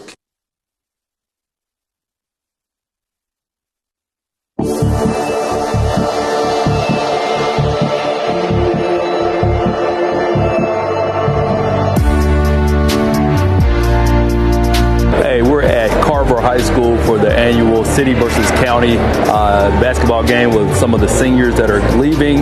Some of the standout seniors for the year be competing against each other. An event started by Champions Way, so a local group that really goes out of the way to kind of celebrate high school athletes right here in the city. Dimitri Carpenter, you get to hear from him. He actually started this organization, so this is the second year of the game. It's an incredible opportunity just to showcase our local talent competing against county schools with our best of our city schools. So really exciting, great event. We're going to check it out, but definitely want you to hear from the founder, Mr. Dimitri Carpenter. So Champions Way was started in 2017, and the vision was to really just honor and celebrate the athletes in the city of Birmingham initially, and that has changed and expanded to doing it across the county now. So we got about 15 high schools represented, and the main goal is to make sure that our guys in the inner cities feel honored and celebrated. And so we have an all-star game, and that's where you're at now, to make sure we showcase their talents and get them exposure. So college coaches are invited, the community is invited, and we really just want to honor them and give them a platform to shine. Dimitri Carpenter is the organizer of it, and it's so great to see a childhood friend really take his talents and his resources and really give back to the same kids that grew up in the system we were a part of. And so it was great. We always hear negative things saying like, oh, we can't have an event for the kids. They'll always be fighting and shooting, but there was zero violence. I was really proud of them. It was packed and everybody really enjoyed themselves, and it was a positive and family fun environment. Well, going to this game, we feel confident because we've been knowing these girls. We play AAU actually with some of them. So we got a bond and chemistry on the court, even though we're not playing school ball together. So it's still fun with them girls. Is this a big rivalry game for you guys? Yeah, I mean kind of. They making it one. Because, City lost last year, and we played half of these girls during the season, and we beat them during the season, so they trying to probably get back. So, I really enjoyed myself. I knew some of the players from when they played with my niece Naomi last year, and so I look forward to continue to support you in the years to come. So a lot of our impact is just, we won't be able to measure it. What we can measure is our financial impact. So a lot of the money that we made last year, 50% went back to the host school, which was Carver High School. We were excited to do that, and a lot of the other money, about 40% more of the money went towards paying the students who have already graduated from Birmingham City Schools and Jefferson County Schools, but also the ones that participate, like our DJs and our graphic designers. We really got behind the students in our city and made sure that they were able to be a part of it. Dimitri's been a major factor here in the community, has really started out mentoring young people, really walking with kids, so really making a difference in everyday life. A whole wave of kids I've seen him work with that evolved, and adding in some things he's doing with Champions Way. And so we're excited to really support, invest in anybody that is making an impact in the lives of young people. This idea has really evolved, had literally over 2,000 people last year.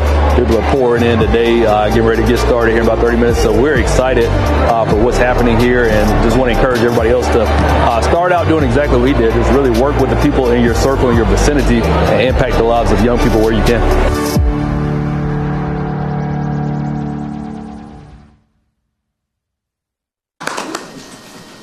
All right, need to make a quick correction. Yes, sir. If you want to see the Viva Brazil Dance Company, it is on Monday, March 27th at 7 p.m.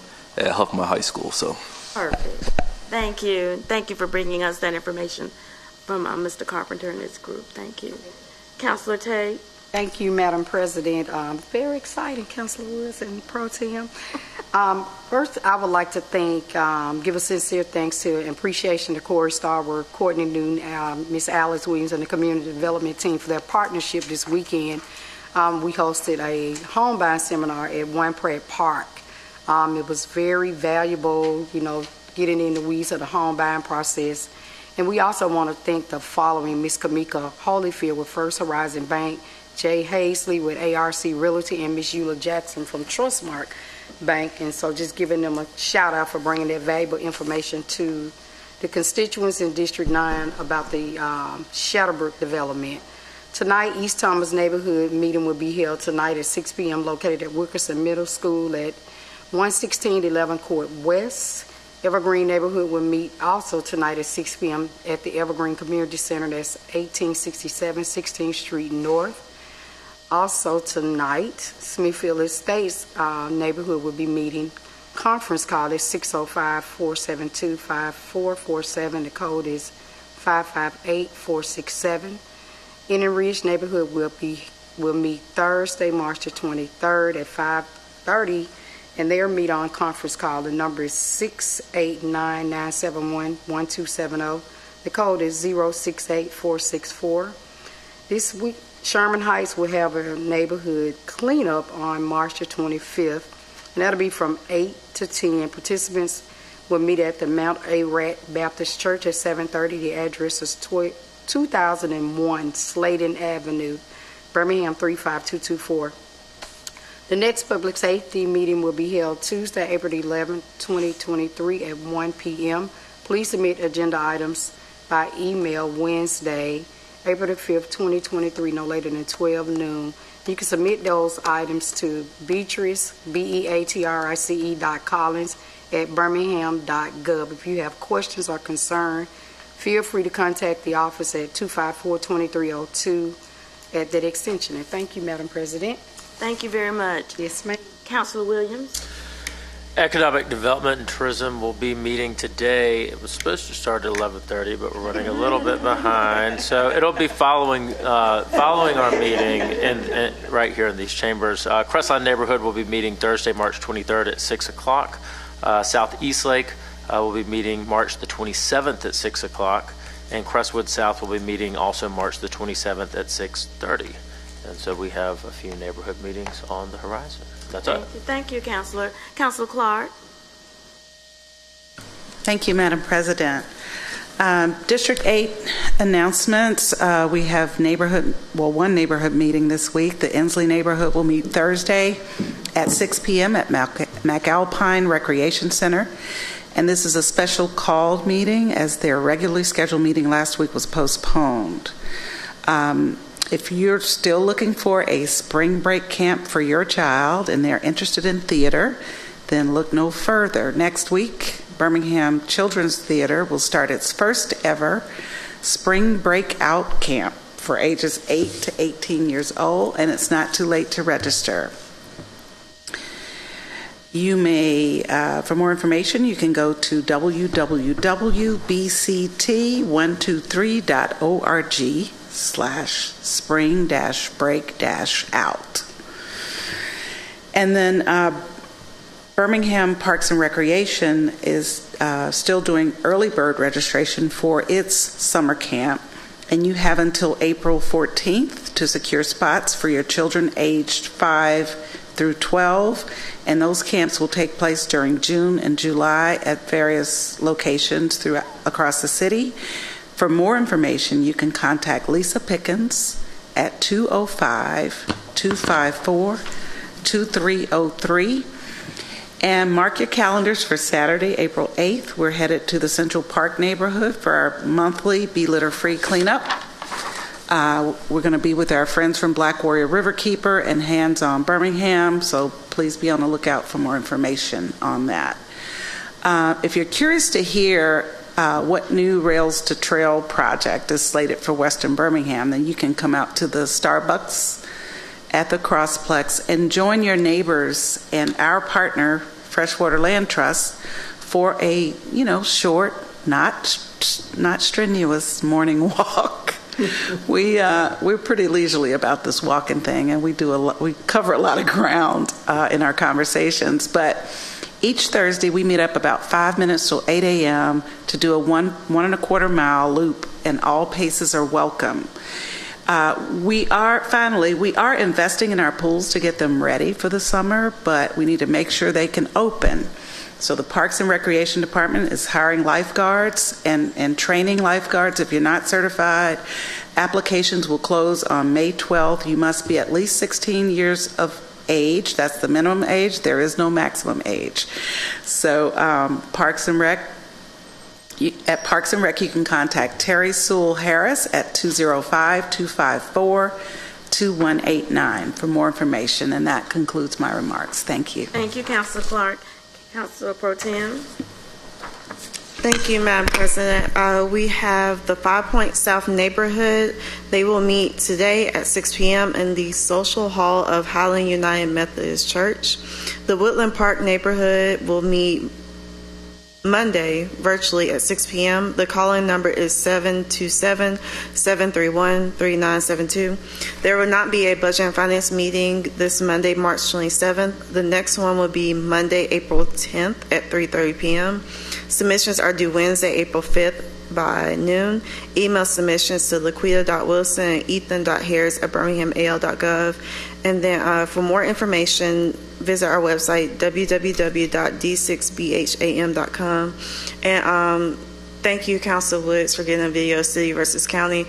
We kind of tag team. He went to the girls' game, and I went to the boys' game. But it was a really good opportunity. My niece played in it last year.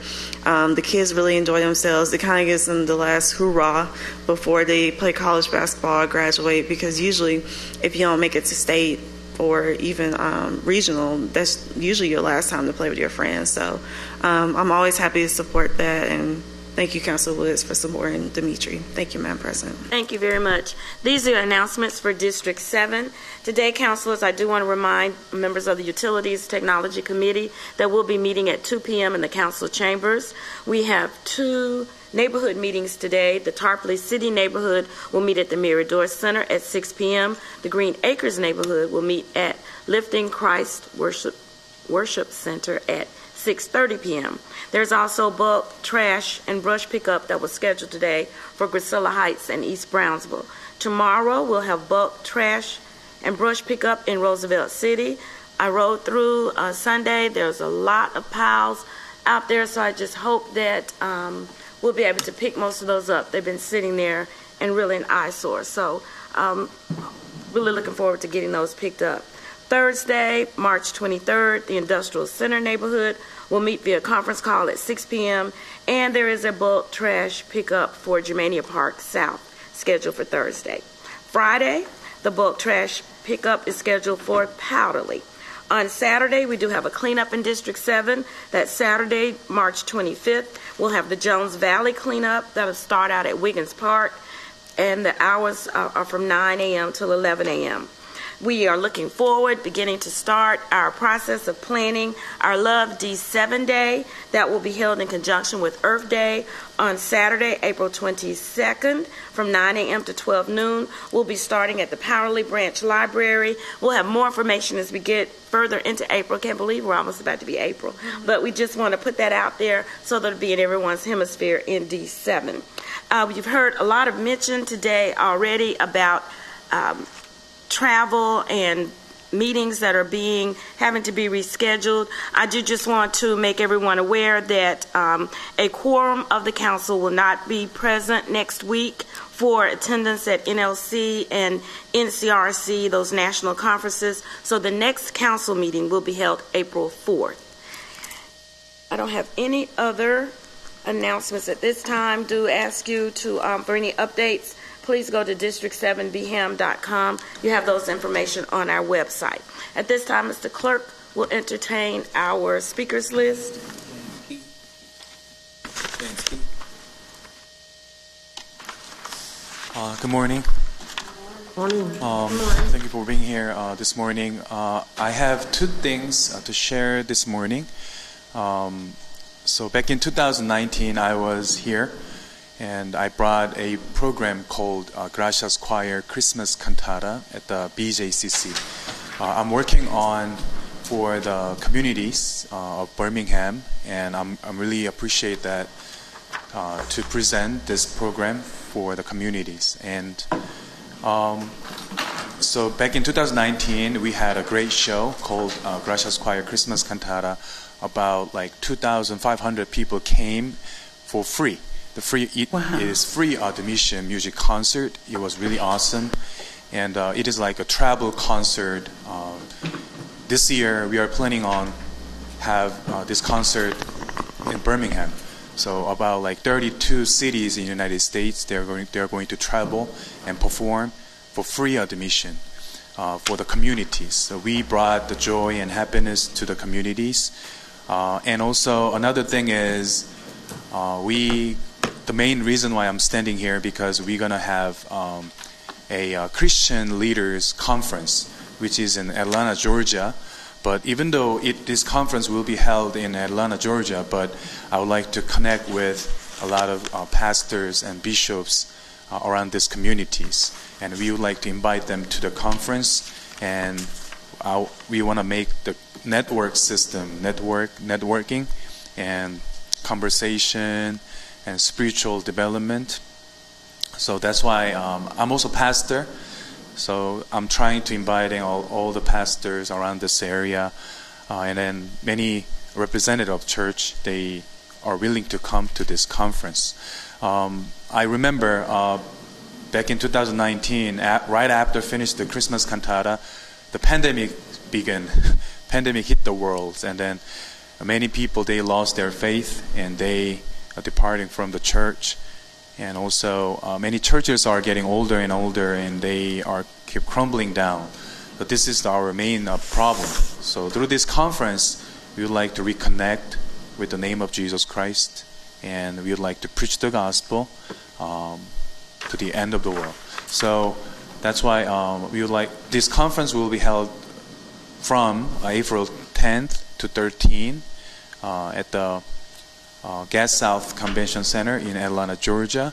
So I would like to invite everybody who has passion towards the gospel and the communities. Thank you so much. God bless you. Thank you. Garfield Garvey.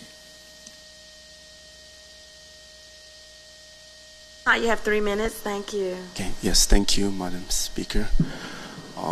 I'm Garfield Garvey, as mentioned. I'm also here regarding the conference, but the other aspect of the conference is Mind Education Program, which is mainly for youths and helping them to develop core values and enter into leadership role.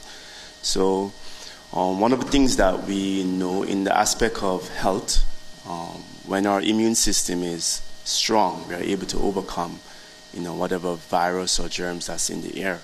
But when the immune system is weak, we easily get sick. So likewise, when we look at our youths of tomorrow, we do believe that if they develop a strong mindset and a strong heart, they'll be able to better overcome challenges in life and be able to reach success and leadership goal. So the program is developing their mindset, the stronger mindset, and giving them dream, hope, and aspiration. So that's the Mind Education Program that will be at the same conference that James just spoke about. And we are looking forward to invite all educators and also Christian leaders and whoever is working with the youths to be a part of this program, so we can network and then work together for the youths in the various communities. Thank you very much. Thank you. Councilor Clark. May I just ask if there's a website for the conference so that we can get more information? Yes. There's www.clfusa.org.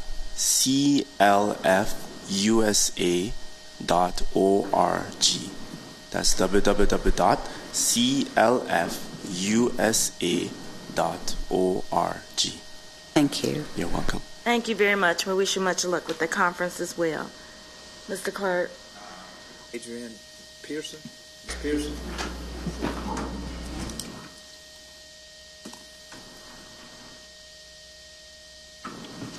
Hi, Ms. Pearson. You have 3 minutes. Good morning. Thank you. Good afternoon, Council. Good afternoon. I appreciate this opportunity. It's pertaining to Birmingham Southern, and I understand some of your concerns, which I have concerns. However, it would be devastating to the western side of our neighborhood. Not only our neighborhood, but the city as a whole, because we definitely need more positives, which Birmingham Southern is. Birmingham Southern was started in 1856. That's over 167 years of excellence. And the history, if we don't support positive aspects of our society, we're doomed, like so many in history, to go in a negative direction. Birmingham Southern is definitely a positive. The asset to the surrounding neighborhoods, as well as this great city, is so broad, and it's a trickle-down effect even to UAB, because if we lose the school, then those students, where will they go? It's not always known that they will stay in the state. They will go to other states.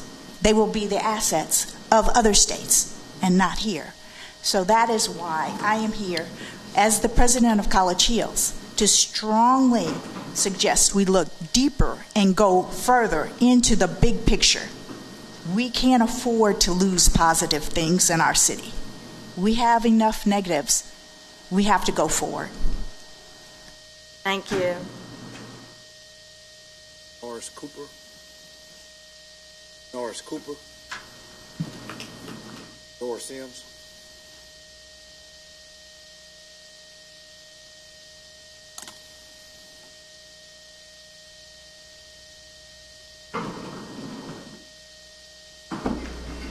Hello, good afternoon. Hi, my name is Doris Sims, and I'm a resident of Bush Hills neighborhood, serve as the vice president in Bush Hills, and also worked for a long time as the community president at 5 Points West.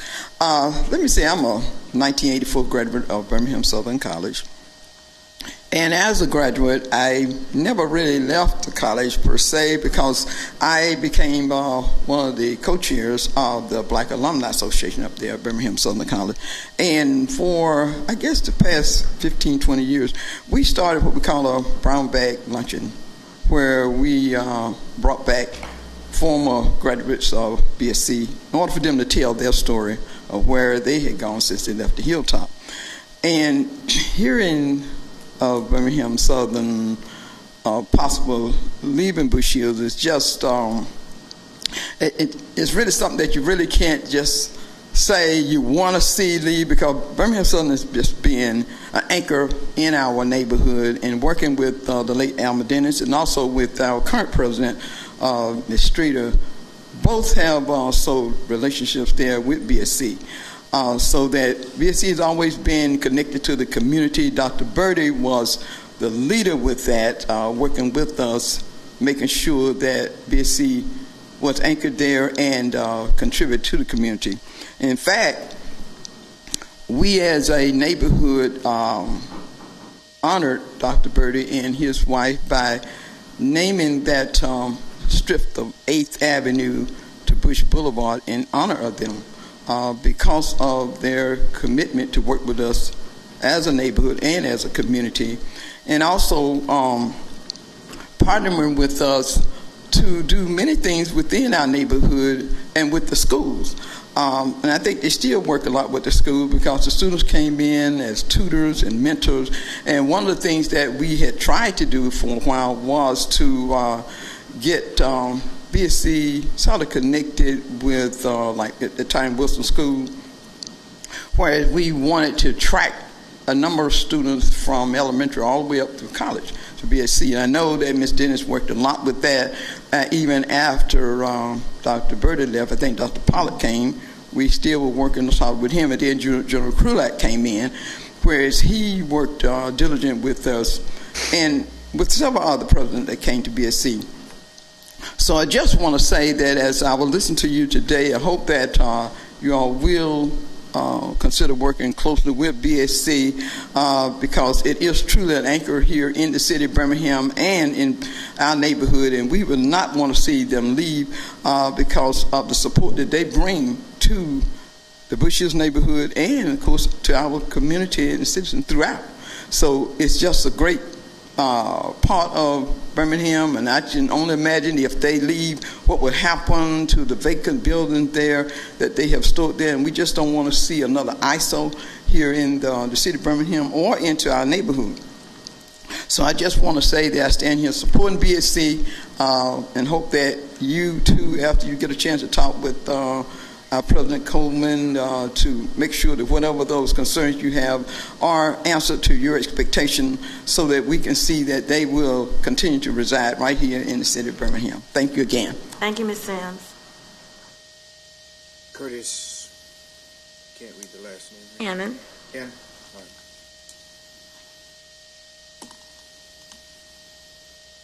right. Good afternoon. My name is Curtis Cannon. I'm the managing partner of Access Recovery. We are an employee health and wellness consulting firm located in downtown Birmingham. Wanted to bring to your attention a health fair that we're having on Saturday, April the 1st. It's going to be down at Railroad Park from 11 to 3. I think this is important because in light of the pandemic, in light of the fact that Alabama is one of 11 states that have not expanded Medicaid, I think that we need to have more measures taken to give free screenings to the community. So we have partners like UAB Live Health Smart. We have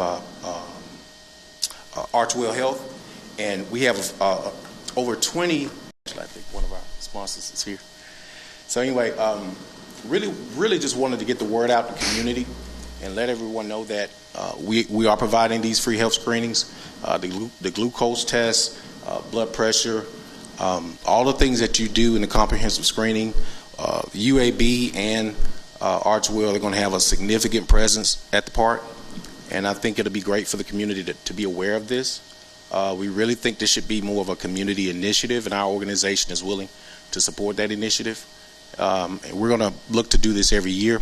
As far as marketing goes, we've partnered with the Housing Authority to put this out into the residents' hand that they deal with. We also, I've done a spot on 94.9. Also, I'll be on Good Morning Alabama on the 29th and Talk of Alabama on the 30th. And so we're trying to this is really mostly me doing as much grassroots as I can, so I'm kind of leaning on you guys to maybe get the word out in your respective districts. And obviously we'd be delighted if you show some support down there. We're going to try to incentivize people to we're even thinking about giving out Chick-fil-A gift cards for people that get first 50 screenings, that type of thing. So I will entertain any questions you have. Be delighted to answer those. Thank you. Just give the time and the date again and location. It's going to be Saturday, April 1st. It's going to be Railroad Park from 11 to 3. And if you have any questions, you can just give me a call. Thank you very much. Thank you. Thank you. Next speaker. Aldine Streeter.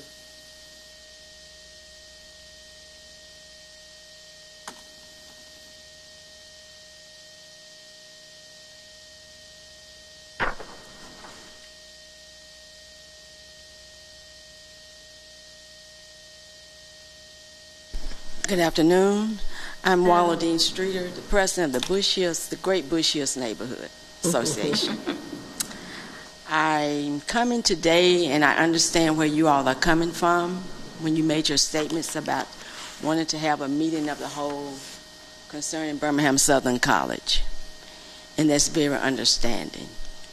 But also, I want you all to understand that I'm asking for the state support and Jefferson County support also, not just Birmingham City. But I want you all to understand the meaning of that school in our neighborhood, our community. It's more than just a building. It's history. It's beautification. It's education. And it's what we need in every neighborhood in the city of Birmingham. Education is very important in every city because education brings new ideas to your city. And through students, that's where we are. That's what we need. The city of Birmingham has moved so much in the last few years due to younger people entering from education and bringing great ideas to our city. And we're moving forward now. We look like a big city moving forward. And we want that to continue on in our neighborhood, Bush Hill. We need those students. We need those students to show our young people, our middle school and our high school, what it means to go to college and where you can go in your own neighborhood and bring it back to your city. They are in debt. They're in a large amount of debt right now. And other schools are too, but they're reaching out. So we want you all to consider everything when you think about the finance, the money part of it. And we want the best, and we want the best to be offered to Birmingham Southern, and we want them to show us that they're going to use the money the way it should be used, and they're going to continue to go out and try to get more money to continue the school to continue to live in the neighborhood. So I'm not asking you to just support them, just to be supporting them, asking you to support them based on them also saying that they're going to support themselves and they're going to build assets where they have money to continue for many more years. So I appreciate everything you all are doing, and I want you all to know that Bush Hill, we are working hard to make the city of Birmingham the greatest city in the United States. Okay? So please consider us, and don't forget how hard we're working on Bush Hill to change the atmosphere and our quality of life. And we need Birmingham Southern to continue to help. Thank you. Thank you. At this time, we want to thank our officers on duty, Officer Cedric Pinkert, City Hall, Trenton Covington of West Precinct, and Corporal Tyrone Dumas of the West Precinct. Do we have a motion and a second for adjournment? So moved. Got a second? Like, no? Second. Yeah. Third. Aye. Aye. All right, thank you. Meeting is adjourned.